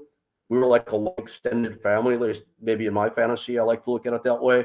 You know, if you talk, I think now to the Victorias and the Ivories and the Brian Kendricks, and I'll drop names forever that were there, they will all agree, like the Navajo Warriors, Adam Pierce's. It's like a big extended family, happy. No one's hurting anybody. No one's burying anybody. No gossiping, no factions, no cliques. Nate gathered up with 3 or 4 others who were students who weren't really going to go anywhere, even within our own company, and started like the first hate ever at UPW and directed a lot toward me. Whatever, I was the boss, so I guess that's where it's going to go. But I never understand human beings, let alone whether it's pro wrestler or not. that behaves in that manner. So there's another, probably my most extreme example, maybe along with John or maybe above John, of somebody who was the height of unappreciative while you're doing your best for them. Well, I don't think he went anywhere, did he? No, but I wish he had. I wish he got that job at WWF. It would have been Mm. so cool. And if he had, he never would have formed the faction later and buried me. So we'd all be happy now. And you said there was one more that you were going to bring up. Who is the other Oh, one? Anyone we oh know? boy. Yeah, dude. All right. Joe, Samoa Joe, incredibly talented, great with people, hell of a wrestler. Oh my God, one of the best ever, if you ask me. He worked in the UPW office for a while, helping with marketing. Um, kind of similar stuff to John's, nowhere near the same extreme, but Joe was very over in Japan, 0-1. And then a tour came up where he didn't get booked. And they had a whole new group of guys from UPW coming in, guys who've been pushing for a while, and that was great. And Joe came to me distraught, like John had with the wrestling school. He's like, I need to be on this tour. And I went back to Nakamura and Hashimoto, and Hannibal, I pushed and I pushed and I pushed. And they didn't want him, not because they didn't want Joe there. He was great in his role there. It just didn't fit for that particular tour. And I used my influence. I used whatever gifts I have as a salesperson, and I got him booked on the tour. Um, Shortly after that, there was another tour where Joe was on, came to me at the end of the tour, and it was like, "Hey, someone stole my wallet, or something happened, or my bank account. I don't remember." He goes, "I just can't pay your commission this time." And I'm like, and I relied on these commissions to support everything. And I said, "Oh, no worry." I go, "I understand, man." I go, do just pay me when you get home. Do you need some money now?" He's like, "No, no, no. What I mean is I can't pay when I get home either." I'm like, okay. So I let it go. So I didn't do near for Joe what I did for John. Joe didn't bury me nearly as much as John buried me, but Joe's been vocal about me too. I don't know if he still is. I don't think either John or Joe, I don't want to say they don't remember me anymore. Of course, they remember my name. They probably don't waste a second thinking of why would they? They're exalted. They're in a He's huge Joe's space. probably making a fortune now in AEW, and he just finished a run as champion, so he's probably over whatever heat that was. My point of that is these guys are major stars. They deserve what they've earned or what they have. I just think they don't waste much time thinking about their Rick Bassman situation, nor should they. But if I ever did talk with John or Joe, I'd love to hear. It's like it's like this. I don't know if you've ever dated a girl who like suddenly broke up with you and you don't know why. I've actually like if I'm friends with them, which typically I am afterwards, I'll go, tell me what happened just so I know, so I can learn, so I can avoid the same mistakes in the future. And I would love to ask John and Joe that question if the opportunity ever came. That's all. Yeah, and everyone has different personalities, and some people, like, it really seems like John definitely did a number on you, and that's unfortunate. But someone like me, it's hard to understand that because I never had anyone try and get me anywhere. So I couldn't understand if someone did try and get me somewhere. 10% is like better than having to work normal jobs. But Well, yeah, yeah, and that's part of it. But also, I think I know you well enough, Hannibal, to say that's not who you are as a human being. That's not part of your DNA or your makeup to conduct yourself that way. That's all, straight up. I have to agree on that, and thank you for that. And let's play some word association now because you've worked with a lot of people.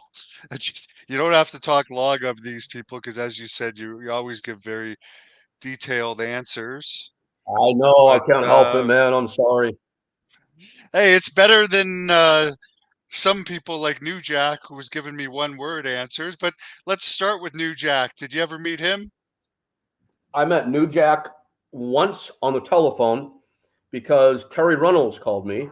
I think they were dating at the time, and I was booking tons of guys and tons of movies and TV shows and commercials. And apparently, New Jack wanted to go that direction. Terry asked if I would help him. I had one conversation with him. He was very nice. He was very polite. He was going to send me his photos. He never did. And that was that. Terry Reynolds, I know you had an association with her. Love Terry. Salt of the earth, man. Love Terry. Good, good people. What about Goldberg? There was a report in the Observer about a little less than a year ago. At one point, there was a rumor you were going to promote Goldberg's retirement match in Jerusalem, I Yeah, believe. yeah. We were hired by a promoter out of Israel, Patrick Losinski, to do a big pro wrestling event. Sting actually was contracted and booked for it. A bunch of others were as well. We were in talks with Bill, only nothing had been agreed upon when the promoter fell apart on his end, so the date never happened. But on Bill, we've been friends for a long time. I like Bill a lot. He's a good dude. I used to joke with him that we should form a Jewish skinhead gang. That would have been awesome. Um, I've always liked him. Great guy. Friends. We did some fun stuff together. Did a couple dates in Guyana where they drank the Kool Aid. That was fun. I have a photo somewhere where I got Bill up for the airplane spin. He'll swear to God that he went up for it. I swear to God, I shot on him and did it against his will. But whatever. I like Bill Goldberg. He still hasn't had a retirement match. Would you still be open to hooking him up with a retirement match if the right money person came along? Well, yeah, I mean, I would. Bill's manager slash agent though is Barry Bloom, and I would always respect that. That's a sacred relationship. Plus, they're both friends. Um, in this particular case, I wasn't a manager or an agent. I was actually going to promote with the guy in Israel, so I was a promoter. I'm not a promoter these days for pro wrestling. If something unique like Israel came along again and it was a real deal, I would love to do that. Sure. Luther Reigns. One of the most complex human beings you'll ever meet on this planet. One of the most extreme individuals you'll ever meet on this planet, and one of the best human beings you'll ever meet on this planet. This guy would give you the shirt off his back if you needed it. He's in Arizona. He owns his own business, and I'm happy to say he is healthy and doing well. Extreme in what way? All right, in my book, the one that's not out, after I had a rough spot, Luther took me and my two pit bulls into his home in Arizona, his mountaintop mansion, with his fiancee, the porn star Melanie St. James, and he lived that lifestyle, man. I have a thing in my book. I had drove him to the airport one day, and I'll never forget it. He had while we were at his house, I took him to the airport. I went back to stay at the house, and I have a thing I wrote in the book, an excerpt called, or an insert called "The Horseshoe Diet." Kids, don't try this at home. Now, Shoe, no, I call Luther Reigns' real name is Matt Weesey. To us, forever he was Horseshoe, so I call him Shoe. The Horseshoe Diet, kids don't try it at home. Horseshoe knows about this. If I knew he wasn't cool with me sharing this, this is not something I would share. But the diet, the list is like 2 dozen Winchell's donuts, 15 Red Bulls, a gallon of coffee, um, 4 cc's of Deca test, 5 Anavar tabs, and what am I missing? What am I missing? I'm missing something really important. Oh, 2 packs of cigarettes. And like 40 Vicodin. That was his like common day, no joke. And he'd go to the gym during the day and work his ass off, then go to the strip club at night. Was he bouncing at a strip club or just hanging out there? No, he'd just go hang out, and he was the god at every strip club in Phoenix. Really? Interesting. Yeah, good dude, man. Good dude. And when I talk with him now, which is every now and then, same with Tom Howard, guys like that, Butterbean, Boss Rutan, we always joke with each other. Can you believe we're still alive? Because that's one of those guys you wouldn't think would still be with us, and I'm happy that he is. Not on 15 Red Bulls a day and all that coffee mixed with Vicodin. Good for him. Good, He seems like a yeah, very cool guy from anything I've seen of him. As really far cool as guy. Victoria, what about her? Victoria's cool, man. Lisa Marie started like her first time in a ring ever was at UPW.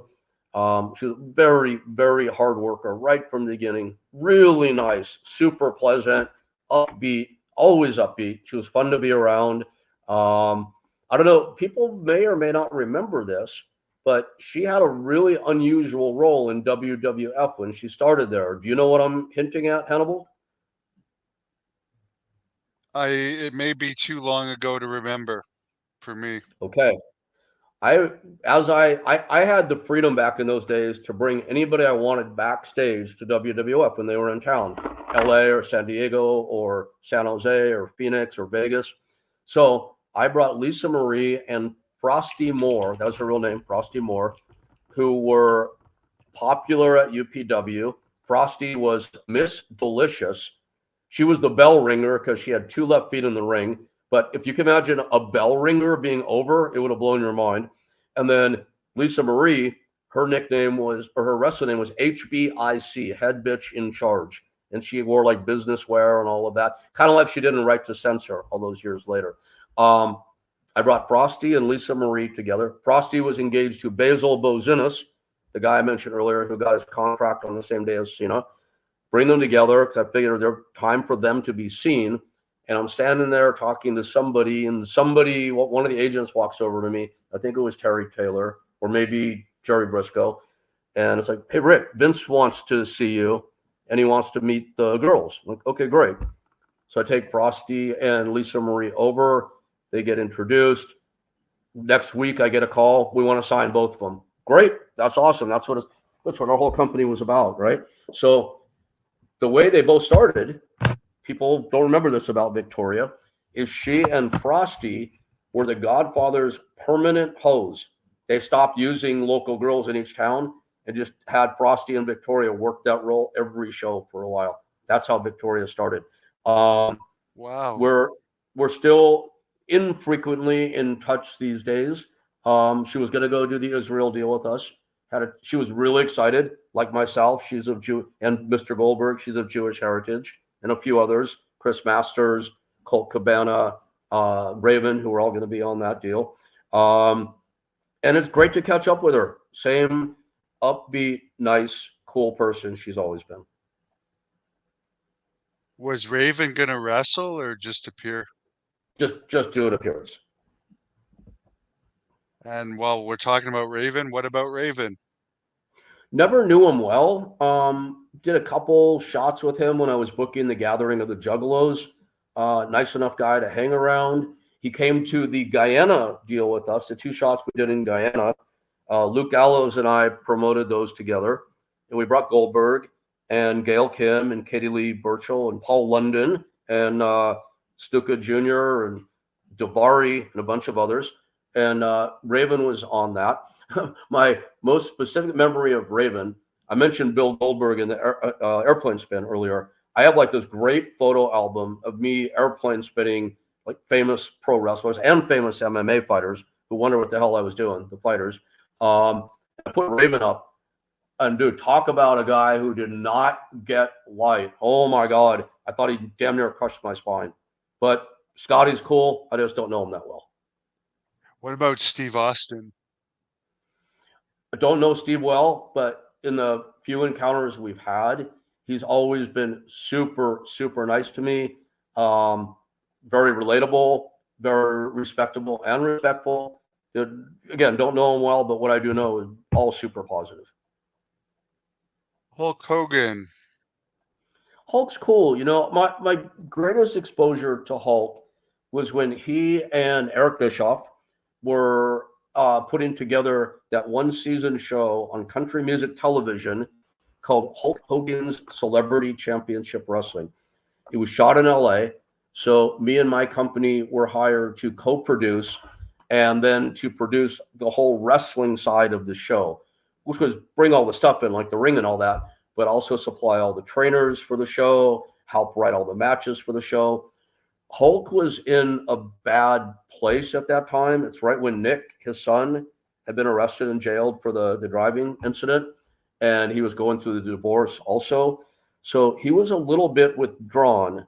Um, So that's my main exposure to and experience with Hulk Hogan when he was very much opposite of the persona we know as a Hulkster, but nice, quiet, and appreciative is what how I'd characterize Hulk. How was Eric Bischoff in those days? Bischoff's always been great with me, man. Great with me. One of the funny things I remember about Eric is back in the day when I was like Moose, my dog Moose has a licking thing. Please stop. Thank you, buddy. Please stop, Moose. Um, I I was trying to get into WCW shortly after Eric took over. I wanted to be an executive there, and I remember writing to Eric, and he called me or wrote back. He goes, "Yeah, Rick, we're considering you. We might bring you in, but you have to know." So this is when I was doing my Rick Golden evil heel manager deal. He's like, "But you have to know that an executive talent can never be an on-screen talent." Also, I hadn't asked, but I thought it was ironic because, of course, he became like the star of the show. Um, I always liked Eric, man. I mean, we all know how smart he is, so I don't have to comment on that. We've always been on a equal footing with each other, done a lot together over the years. Appreciate him for what he's done, and probably more importantly, who he is. I'm pretty sure you know Dixie Carter. Carter, what are your thoughts on her? Again, another person I don't know well, but my primary exposure to Dixie, and it was like a prolonged one over like a 2 week period of time, is when China had her shot in TNA. And Joni and I were very, very close friends. I was doing her business for her at that point in time. So I did China's deal at TNA, and most of that was done directly through Dixie, who was a total pro, super easy to work with, and very nice. Are you the one that hooked China up with the porn deals? I am not. And if I was, I would cop to it here, but no. I can safely say I've never booked anybody for a porn performance. How to think about that one for a second. We've heard that definitely she was emotionally unstable, had real mental health problems. I'm not saying that insultingly, and some of them Mhm. could have been brought on by that treatment of her in WWE, which has to be something really that would disturb anyone mentally, where basically you're on top, and then your boyfriend starts dating the boss's daughter, and then suddenly you lose everything. Yeah, I mean, I don't know what the catalyst for her condition was, but I can say this: the time that I knew her, if I did have to come up with a one-word answer on this one, it'd be fragile. Um, she seemed to me to always be on the verge of tears and on the verge of falling apart. That said, just she's someone that I really, really liked a lot and cared about. Um, Got to know her pretty well. Certainly better than like Hulk and Eric and Dixie. Not as well as people like Roddy and DDP and all of that.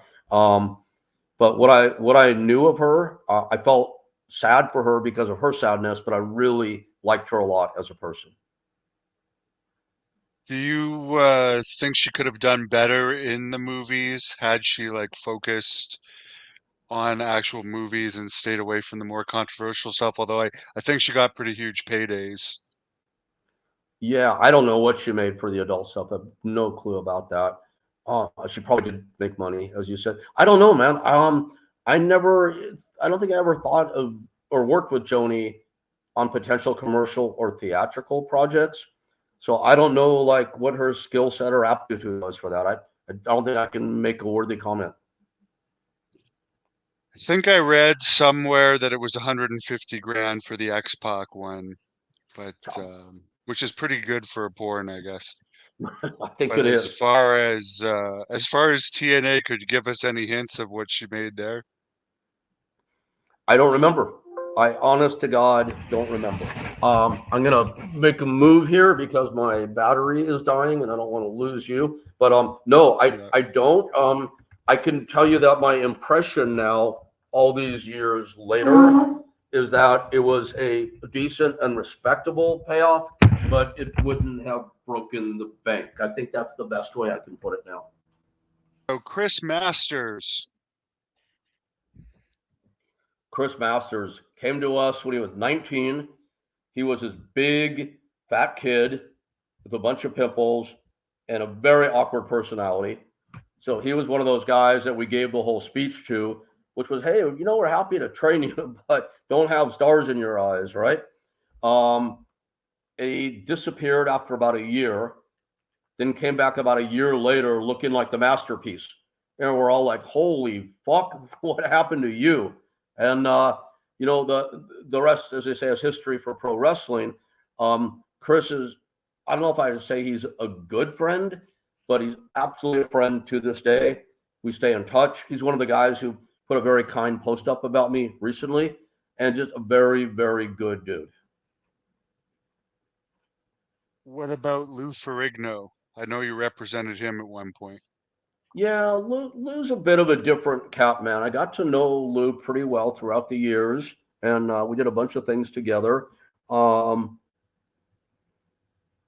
yeah, I don't have much to say either way. Was never my favorite guy to be around. Put it that way. Guns N' Roses. Oh God. Well, which one? That's my old girl Well, Eos, by the way.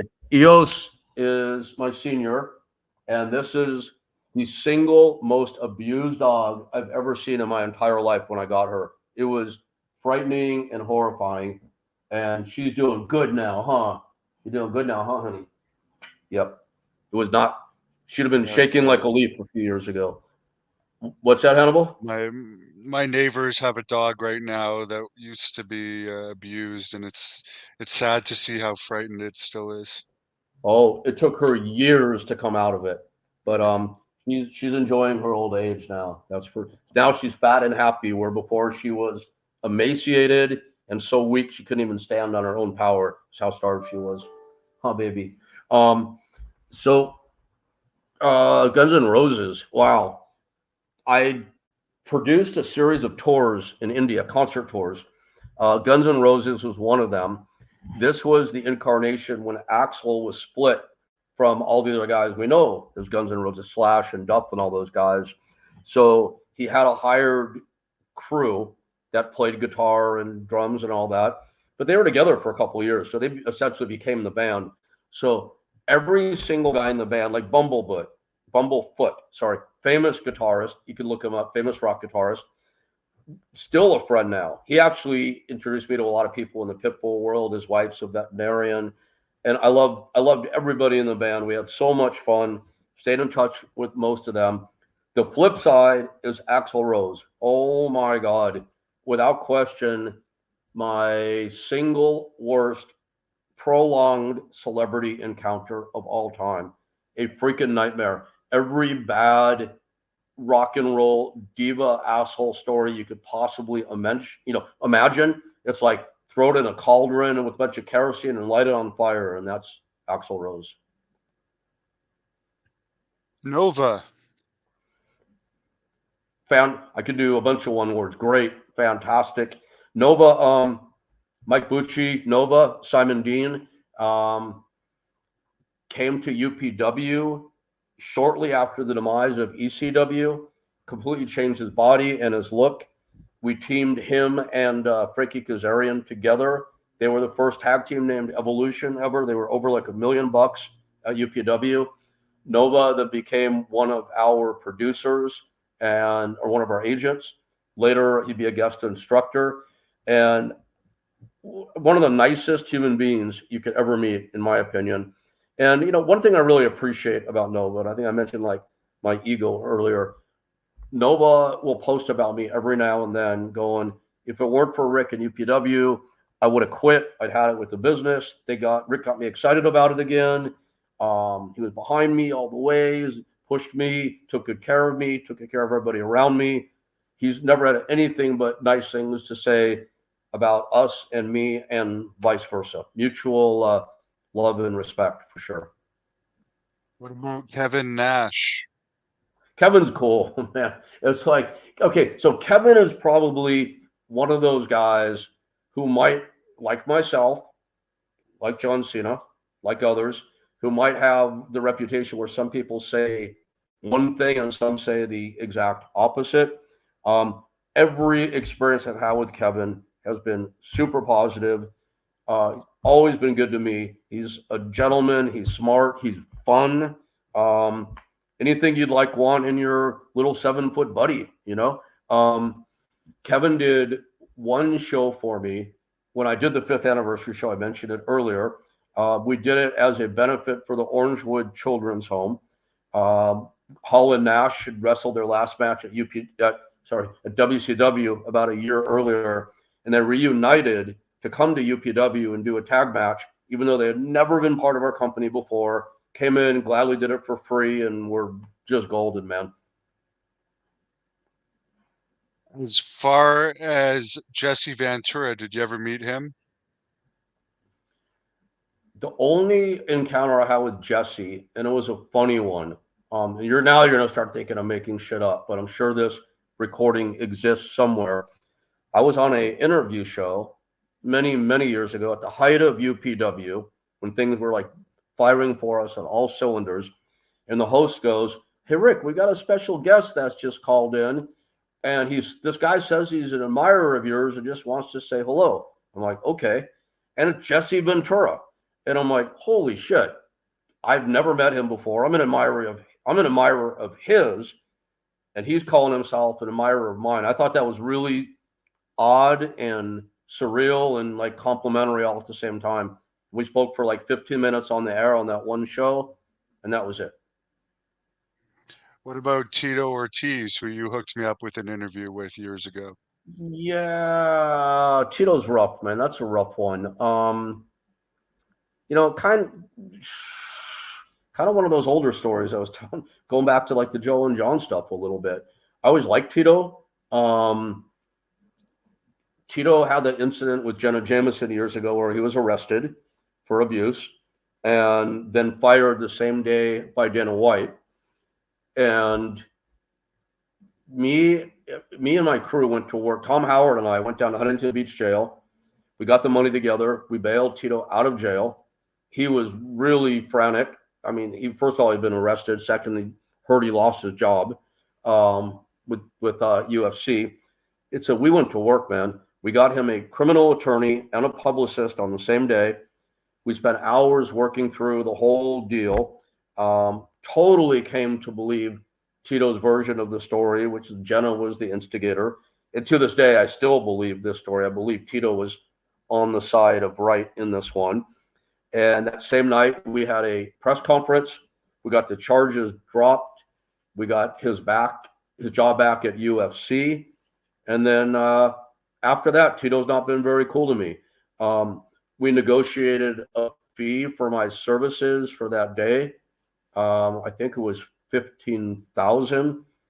And then a year or so later, he called me saying he wanted the money back, which I still don't understand why. I'm sure he has his version of that. And that's that, man. But there's a guy that, in my mind, had he decided to put his all into WWF, he would have been one of the biggest stars in the company because he was a pro wrestling star. I brought him back to meet Vince. WWF really wanted him, but Tito opted to stay with MMA, even though the money was not nearly the same there in those days as it is now. And it was far less than WWF at the time. Do you think that's why when they gave him a tryout a couple years ago and he actually stayed there for a week and he was making videos and stuff about it, they never ended up picking him up? And this was Oh, after his MMA career. Do you think that was, sometimes they hold a grudge over that type of thing? oh, I have no idea. I don't know anything about this. So, not having any context or information would be pretty hard for me to postulate why. Well, I'm sure you won't be surprised. I think it was Tank Abbott that made me aware of those videos of Tito training in the WWE ring because he found it funny. And I guess Tank would have a similar opinion to Tito of you. I'm sure Tank is actually probably going to watch that clip. What are your thoughts on Tank? I love Tank Abbott, man. I think I used the term "salt of the earth" earlier. Um, Always love Tank. And we've been drinking many times together. Years ago was the last time. Um, I booked Tank to fight in Hawaii, and I was there in his corner when he knocked out Cabbage. I love Cabbage also, by the way. He's a really cool guy, Wes Carrera.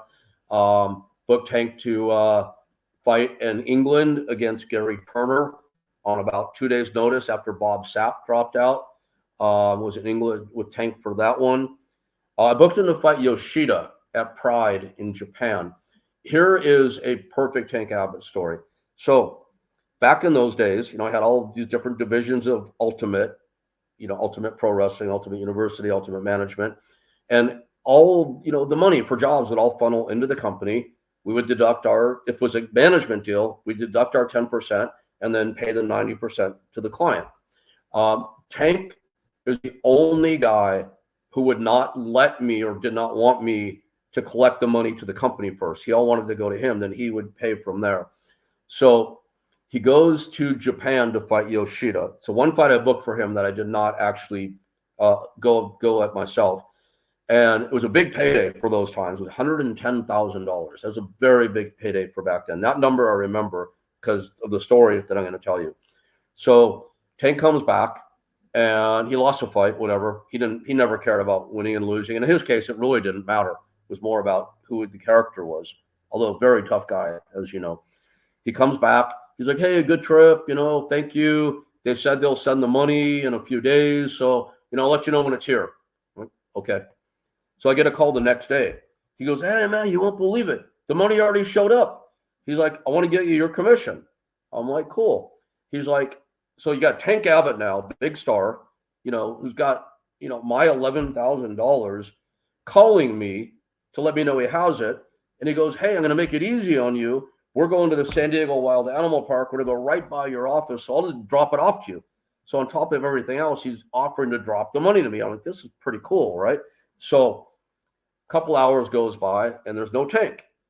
So I call him and Tank is fucking twisted. Oh my God, could Tank drink? He's like, oh dude, I'm so sorry. We started drinking in the car and I just forgot. He goes, he goes, dude, I'll get it to you tomorrow, unless you want to come to the animal park. I'm like, oh boy, I'm in San Clemente. I'm like, it's an hour plus there. I'm like, but it's $11,000 plus maybe it'd be fun. So I'm like, sure. I go, but Dave, I go, what if I get there and like you're drunk, you don't answer the phone? He goes, Rick, I'll answer the phone. I'm like, okay. Get in the car, drive there. He answers the phone. He goes, oh, here's Eddie. Hands it off to Eddie Ruiz, one of his guys. And he's like, oh, yeah, meet me outside. Okay. So I go to the front. Eddie's standing in there. He's got a ticket. They bought a ticket for me to go in the park. Hands me the ticket. I'm like, okay. They're all at a pavilion, one of the snack pavilions. They have the big plastic cups, like the rubber animal heads on top of them. Dave has an elephant cup. I'll always remember this. He used to call himself an elephant that never forgets. That guy's mind is like a steel trap, man. Talk about a guy who surprised everybody's expectation of who they think he is. Because I've called a lot of people super smart. This guy's super smart, very intelligent. He had the elephant head. So I get there. He's like, Rick, hey, man. He goes, you want your money? I'm like, yeah. He goes, okay, first you got to drink this. And he slams a cup down with another rubber head on it. And I look at the drink and I open it up. Well, he used to drink, well known for people that ever drank with him, giant glass of vodka with a tiny splash of cranberry. So that's what this drink is in a cup this big. He goes, okay, you want the money? You got to drink the whole thing. I'm not a vodka drinker, but I drank it. It took a while. And he's like, okay, let's see. He opens it, pours it upside down. He's like, okay. He goes, I'm satisfied. Reaches in pocket, hands me $11,000 cash. I'm like, cool, man, thanks. How the hell am I supposed to drive home now, though? He goes, that's why we bought you the ticket. Hung out at the animal park the rest of the day with Tank. That's very typical Tank Abbott right there. Getting drunk at an animal park. So is this like a zoo? It was like a theme park where you drive around in little carts and look at different animal exhibits. Not exactly a zoo. Kind of, sort of, This quasi zoo, I just guess you would sounds like say. quite a day. That Typical Tank, man. Yeah, great dude. Love Tank Abbott. I would put Tank, and I would consider him a wrestler because he was a wrestler in the top 10 nicest wrestlers that I've Oh ever wow, met.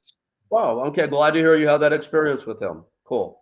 Yep, very different than his persona for sure. Oh, for sure. Now, what about Mike O'Hearn? Mike's cool, man. Um, Mike is also mentioned in my book, the little big man that has not come out. So I have I have all these like little inserts that don't like fit with the stories, but they sit there on their own.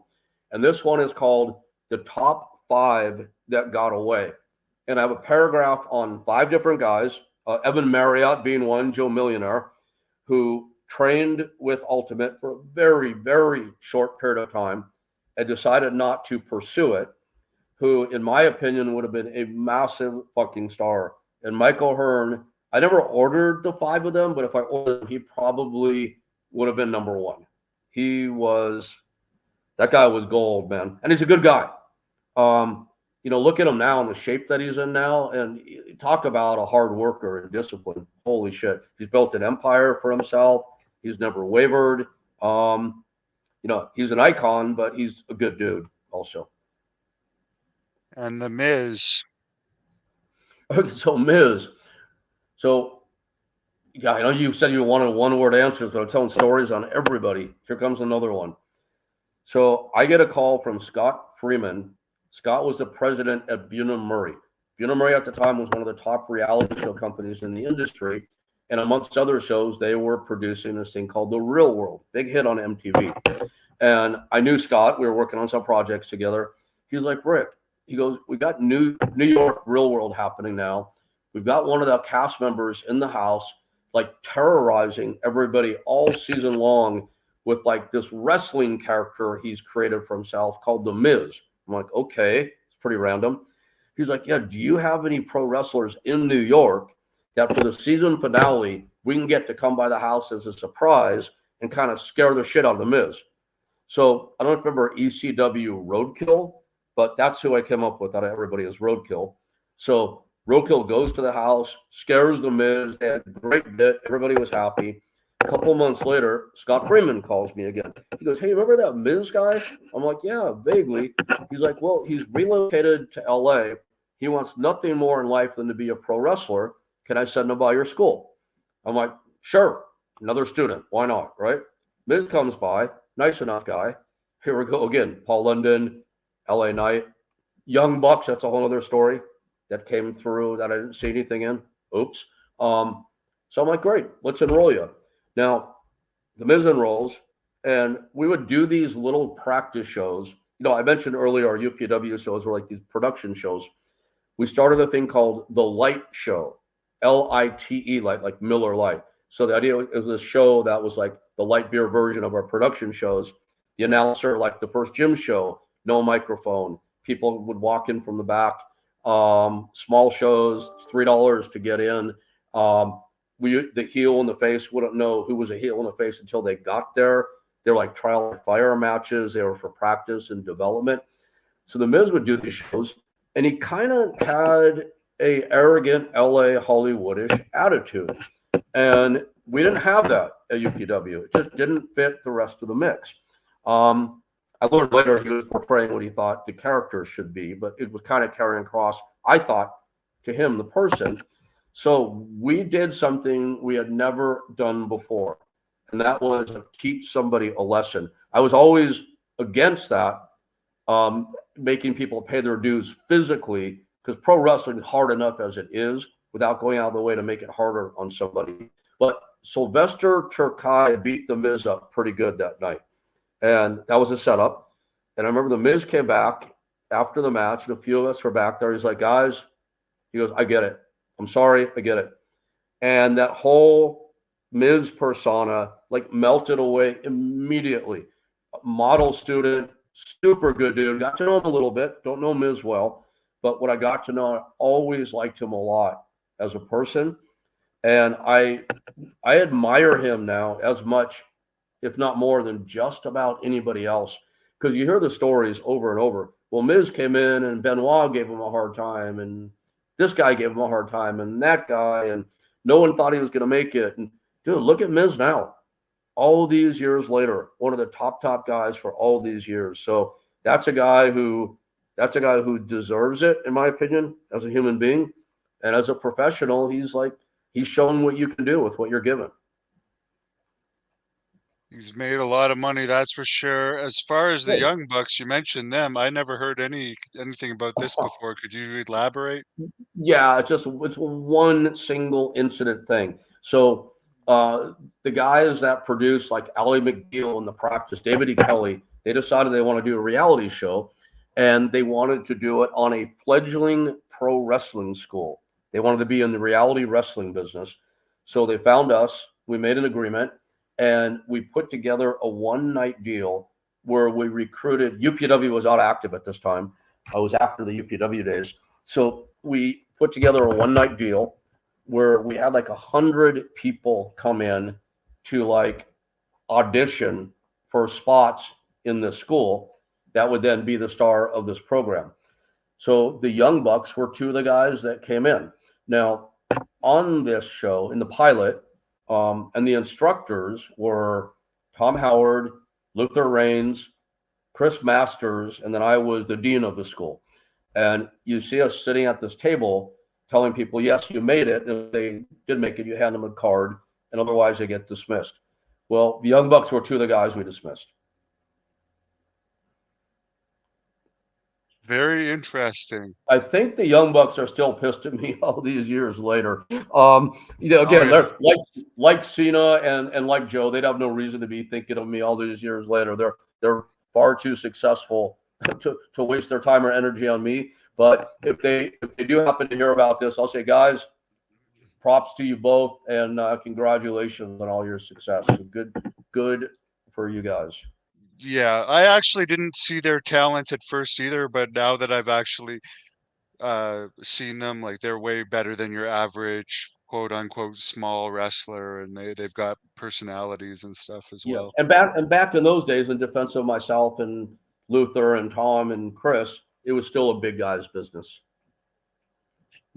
Yeah, and I'm almost done the word associations. I wanted to ask you something about the big guy's business after, but Vince McMahon, who you recently ran into lately, I mean, he just came up with a pretty good statement of defense and requests to have this thing moved to arbitration, but we won't get into that because we'll let the courts decide that. But just from your interactions with him. Um, my interaction with Vince, and again, there's another insert in my book about my relationship with Vince. It's the vast majority is very, very positive. Vince, the stories about Vince in business are pretty legendary. And, people say, if you're in his favor or if he has a use for you at a particular time, you're in his favor. And if not, then maybe not so much. And I think back to like the show that I did with Hulk Hogan and Eric Bischoff, Hulk Hogan Celebrity Championship Wrestling.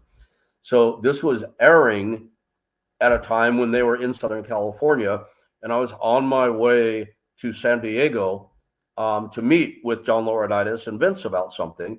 And as I'm on my way there, halfway there, the phone rings, and it's John Laurinaitis. He's like, "Hey, Rick, turn around. You can't come." I'm like, "Why not?" He goes, "Vince saw you on the Hulk show. You're not welcome here anymore." Okay. So I turned around and went home. I had a couple of those experiences, but those were the exception and not the rule. Vince was always great to me, always respectful, always nice, always appreciative.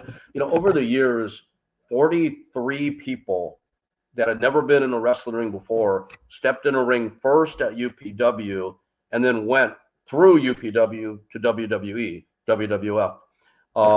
That's a record that will probably never be equaled again, even though they give development deals out way more easily these days. And the entire company was always appreciative of that, Vince being one of them. And one of my favorite Vince stories, I think I signed a contract a long time ago, or maybe I wasn't supposed to talk about this, but hopefully the statute of limitations has expired and I don't get in trouble. So here goes. We ran into a big cash crunch at UPW because despite the fact, or despite the notion on the part of Jim Cornette or anybody else how much money I was making, we were broke, and I thought we were going out of business. Things were always, as I mentioned, running a very tight margin. So I spent hours constructing this 3 page letter to WWF asking, no, sorry, it was WWE at this time now. It's after they changed. This was the John Laurinaitis years and not the JR years.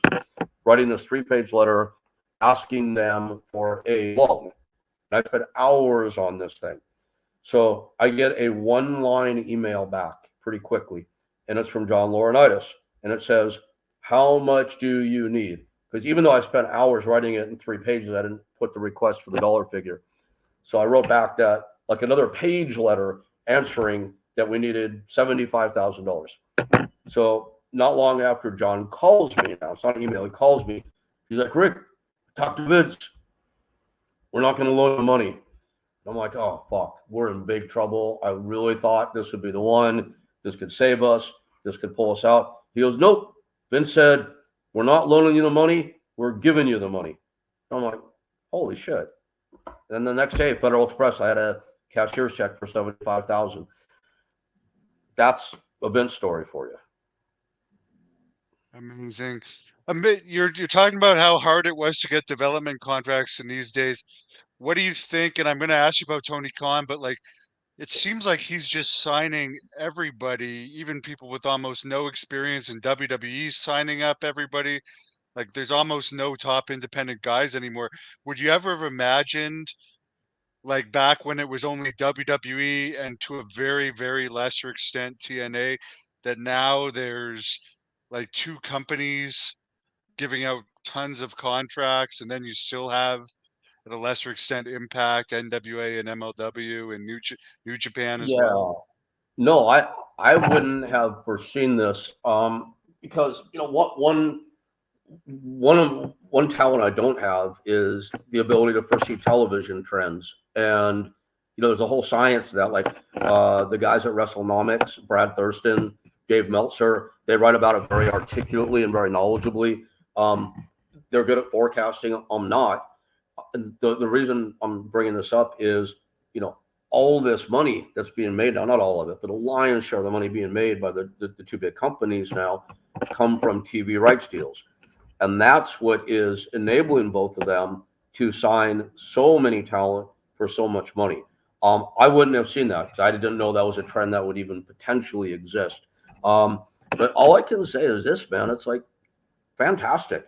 Um, there are so many people now, at least comparable to days gone by, that are making livings as pro wrestlers, and I think it's a fantastic thing for the boys, and especially on the women's side.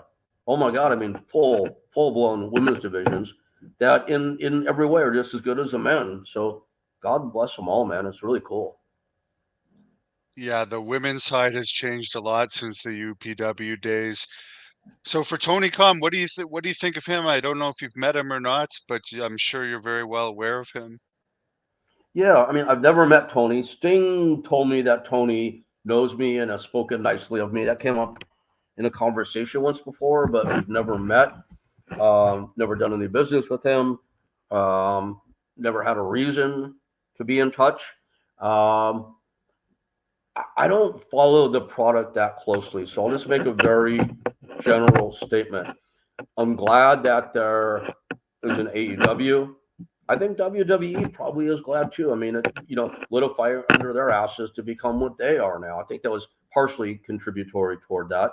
Um, I think it's great there was a guy with financial resources that was a big fan who's worked his ass off to create another place where a lot of people can work and earn a living and where a lot of people can be entertained. That probably sounds like a political answer, but dude, I mean that to my core. I just think it's super cool. Yeah, that is great. And like Jake the Snake, I don't even know when the last time he's appeared on TV, but like it's nice to know that guys like him, who I know I'll ask you about him next, but he has a job. He'd be on the independents right now, where sometimes you don't even know if you're going to get paid because the promoters can be Yeah, so yeah. shady. But he's had a contract now for years and it's just been renewed. So I like how they take care of guys like that. I think it's great. The Legends contracts at over at WWE, guys like Jake, as you said, at AEW. You know, my comment on Jake, I don't know Jake well. I booked him, I would say, for 3 or 4 or 5 movies now. He's always really appreciative when that happens. He's very easy to work with. Um, I hung out with him once at DDP's crib in Atlanta. We did a yoga together, and DDPY. And just my experience with him was all positive. What about Don Fry? Don, I fucking love Don Fry, man. How do you not love Don Fry? Um, he's like the ultimate man's man. I did his and Dan Severin's podcast the other day, um, which now makes Dan and Don's and Hannibal the only 2 shows I've done all year. I think, which is pretty cool. Um, Always liked Don a lot. We had a lot of fun together in Japan. got into some trouble in Japan together. That was fun. Always dug his persona as a fighter. It's not a persona. That's who he is as a guy, dude. And he's just like straight up as they come. Super good dude. Last two, Boss Rutan, who you have a podcast, or you used to have a podcast with on the Rick Bassman channel. If anyone wants to Yes, look it up. thank you. One of my favorite human beings ever. Always was, always will be. Like just a flipping force of nature, man. Boss Rutan. I told Boss not long ago, I'm a little disappointed that he quit drinking. So I lost one of my favorite drinking buddies. Great, great, great human being. He seems like that because I saw all the episodes of the podcast, and he definitely seems that way. As far as him drinking with you, did you ever see him in a barroom confrontation that he was N- legendary for? Never, never. But here's my favorite, maybe kind of almost story like that. So years ago, K1 had a show at I think it was the Bellagio or Caesars, and Mark Kerr, who I represented at the time, and he's still a friend to today, the Smashing Machine.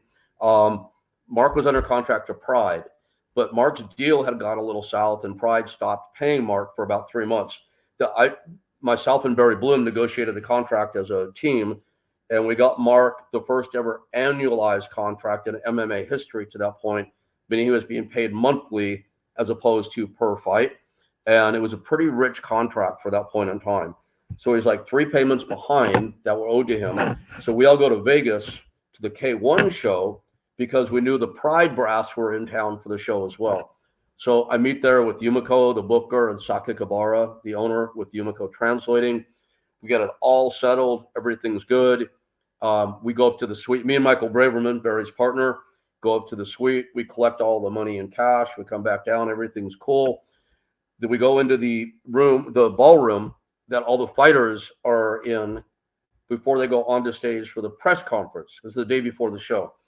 And it was like the who's who of the MMA world at that time was in this little holding room. And after the thing happened, so Tank Abbott were there, and Ken Shamrock and Tank Abbott were there. And I'm sorry, man, I'm getting tired. The brain's going, but I know we're getting there. They were feuding at that time. And I was like right in the crux of my UPW days, WWE. I was working with UFC, with Pride, with K1. So I kind of took it upon myself to be the peace broker, and was able to get Ken and Tank together at the same table, literally. And everything was cool. And then next thing you know, Don Fry's sitting there, then Mark Coleman, then Maury Smith, and on and on and on. And then someone said, the thing's over, let's go to the strip club. So, okay, let's go to the strip club. So it's me and the McCulley brothers, who are legendary inside the industry. Alan Goas, legendary Brazilian Jiu-Jitsu fighter, and Boss Rutan, Tank Shamrock.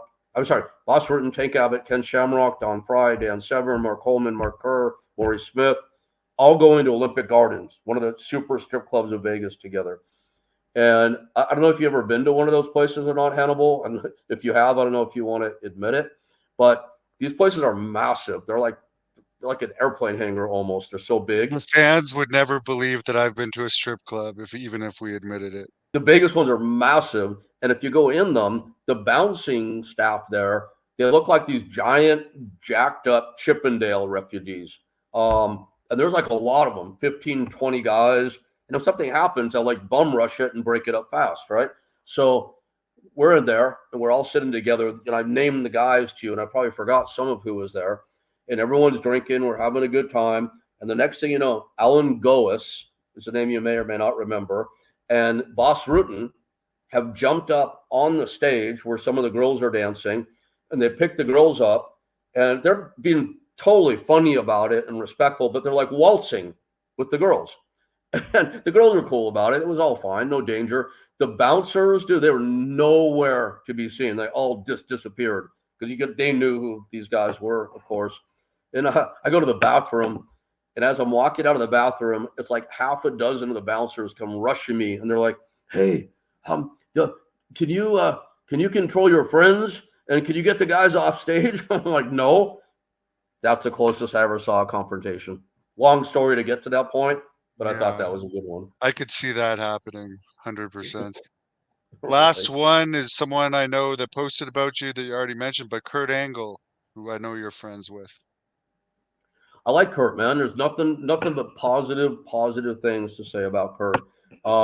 He came out and worked for UPW in the early days. Had a great match with Christopher Daniels there. I'll never forget that. This was when Kurt was already a major star, and dude, he's always been like so cool with me, so cool to me. Put that really nice post up about me yesterday, which I incredibly appreciate. Dude, always great, and it's like I know you. I probably exhausted all your time, and you probably want to do a show for another month after this. But I mean, the list could go on and on and on. There's great people in the business: Mark Coleman, Mark Kerr, Triple H did me a huge solid once, and I've always liked him a lot. Dude, it just Can we goes on hear and on. about the Triple H solid now that you've teased it? I know you're going Yeah, through sure. hell today. Of course, I know all your listeners are just dying to hear me regale them with yet another story. I'm really working on my delivery here, man. I am. So UPW, when we were doing really well, we were known for bringing a lot of top talent in to guest on our shows. But unlike every other situation where that would happen, the guest talent, we would headline them to a degree, but they'd be matched on an equal level with our own talent because we were like very keen on building our own stars, like the prototype, John Cena. You don't bring whoever is in, whether it's Nova or Kurt Angle or anybody, and have them beat John Cena in front of you. Anyway, we'd have the Road Warriors in for their first independent appearance ever. Roddy Piper is first after being a big star, and it went on and on and on. So one night we have the Undertaker booked, and we had the Hardys there at the height of their fame. They worked the Ballard Brothers, Edge and Christian, great match with Nova and Frankie Kazarian, our version of Evolution. I mean, the list goes on and on. So we have Taker booked. It's a very big deal. He was a top heel in the business at that point, and it was on a Wednesday night. Those were our show nights, and we did that for a reason because you'd have Raw Monday, SmackDown Tuesday. We didn't want to be up against either of them because we'd more often than not have a big WWF or WWE talent on our show. So Taker's book, they happened to be in LA during this run, and he got injured on the SmackDown show. And I think it was JR or Bruce is like, not get in. You can't make it, man. We're really sorry. And I'm like, oh shit. Because of all the big bookings we ever had, we never ever had a single no show. We were like known for delivering what we advertised and what we promised. So they're like, man, we know you're scramble. We'll see if we can help you find somebody to replace it. You're welcome to ask around if you want. Because at that point, I knew everybody there, and I was very comfortable backstage. So I'm running around, they're running around. I mean, as much as they did, I don't know, but I was certainly trying. Um, we had Steve Regal booked for the same show. He had a great match with Samoa Joe on that show. Really great match. Both of them were like top of their game. So I'm walking around trying to find somebody, and Dennis Knight comes running up to me. Dennis was Naked Man at that time. I don't know, do you remember the Naked Man? Yeah, I think he was Midian. Yes. the naked man. Yeah, and Yeah. he was with the Not Undertaker for a while too. Yeah, not well. Midian was with Undertaker. Naked Man was a guy in a loincloth whose big gimmick is he'd run up to an unsuspecting superstar, kiss him on the mouth, and run away. I mean, not the I may greatest have gimmick. blocked that out of my mind. I think, yeah, Midian was a different character. But anyway, uh, that'd be one of the very few times, folks, I'll ever be able to correct Hannibal on anything pro wrestling related. By the way, I know that because of what I'm about to tell you. So Dennis comes running up to me, like almost in character. He's like, Rick, I heard you're in a big bind tomorrow night. And I'm like, yeah. He goes, don't worry, bro. I got you. I'll be there. And he turns around and runs away. And I'm standing there going, A, that's very nice of him. B, our fans probably aren't going to be super psyched about the replacement. Okay. All right. So we know Taker's not coming. We go to our website that very night and we put on the website. Oh, I'm sorry. So we're at the show. God, Triple H. I'm sorry, man. My brain is really tired. Um, that excuse again. So Hunter comes up to me and he goes, kind of like Naked Man. He didn't run up though. He's like, "Hey, Rick, I hear you're in a big bind for tomorrow night." Um, he's like, "You need some help? Can I like show up and help?" I go, really? He's like, yeah. I go, dude. I go, oh my god. He was a top baby face in the business at that time. I'm like, that'd be amazing. He goes, nah, I can't do it. He turns around and walks away. Okay. So anyway, we talked again later that night, but I'll come back to that. So now we go up on the website. Undertaker cannot make it. We're really sorry if you bought a ticket. We're happy to refund you. Although we do have Steve Regal will still be there. We do have a replacement for Undertaker. We think you'll be satisfied with it, but if not, please ask for a refund. We're happy to honor it. So anyway, that's that. And then the next day, like we email Meltzer and everybody because we want the word out. We don't ever want to advertise something that's not going to happen. We put signs up all around the building that kind of rep the Galaxy Theater in Santa Ana to kind of replicate what we put on the website. Regal's here. We have a replacement for Taker. We think you'll be okay with it, but refunds are fine. So anyway, we do the show, and then Joe is wrestling Regal. They have their great match. Match is over. Regal is on the stick, and he starts Regal's master of the stick. He was so good this night, and he's like killing UPW, killing everybody. He's in the middle of his promo, and then Naked Man comes running out, plants his giant kiss on Regal. Regal like freaks out, sold it like $1,000,000. Naked Man takes off. Regal's still selling. Regal gets the microphone and he's like, "This is the replacement," and he like cuts a big promo on WWF for sending Naked Man in Undertaker's place, right? And it's going on and on. And dude, I grabbed my wife. I go, "We got to go up to the boxes and watch this. I want the right view on this." Dude, the music hits, and it's Hunter's music, and you have never heard 600 people make this much noise in your entire freaking life. Oh my God. I still get the chills thinking about it all these years later. It was absolutely amazing.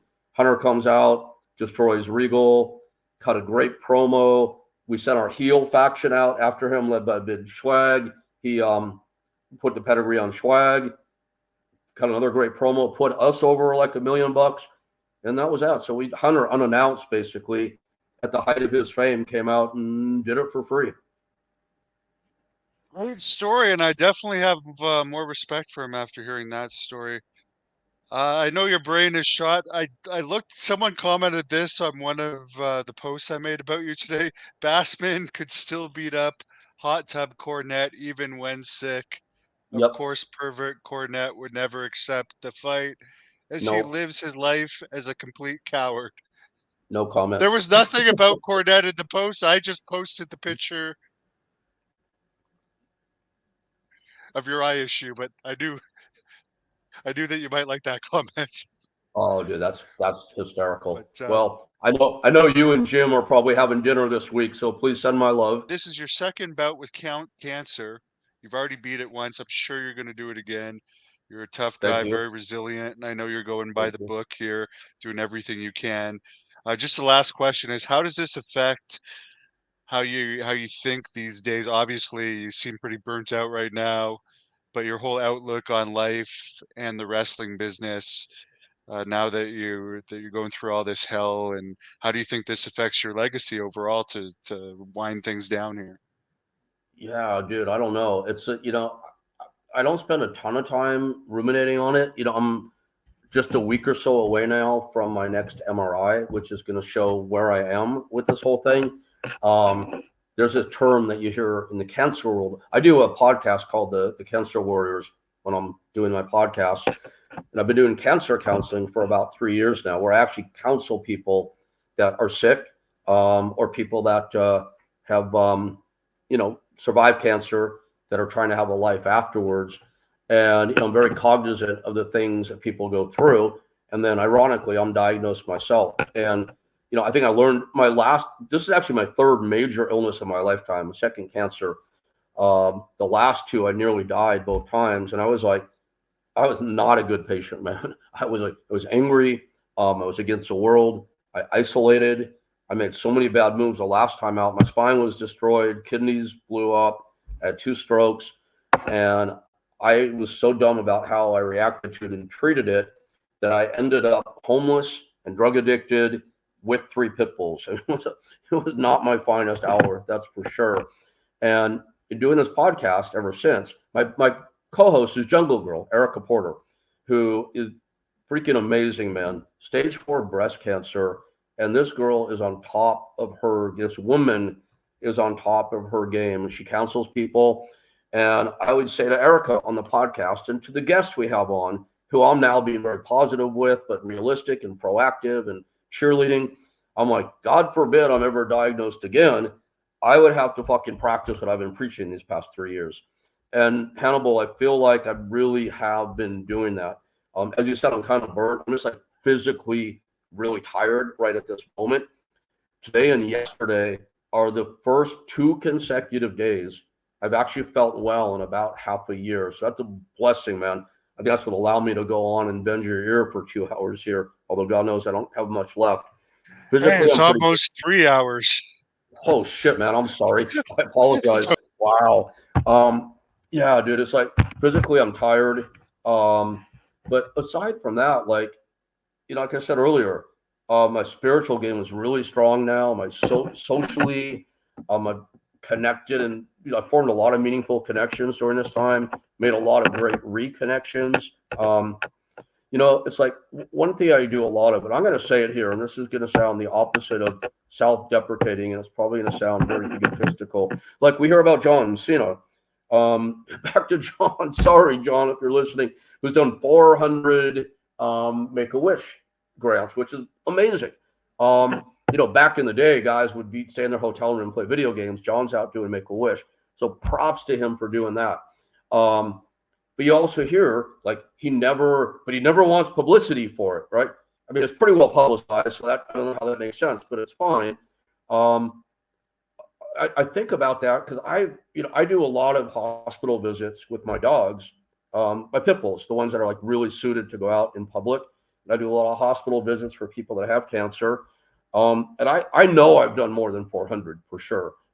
I can positively say, other than maybe talking about it on a show or two like this, I've never got any publicity. I want John's gig, man. I want the one where someone makes all the arrangements for you because that's the hard part of it. And then flies you there first class and puts you up in a nice hotel. I'd like to have that gig, but again, John's doing the work, so that's really cool. I'm doing a lot of that in these times, even when I'm pretty well down. When I physically have the moment, I'll go to a local hospital, and dude, that's what's keeping me going.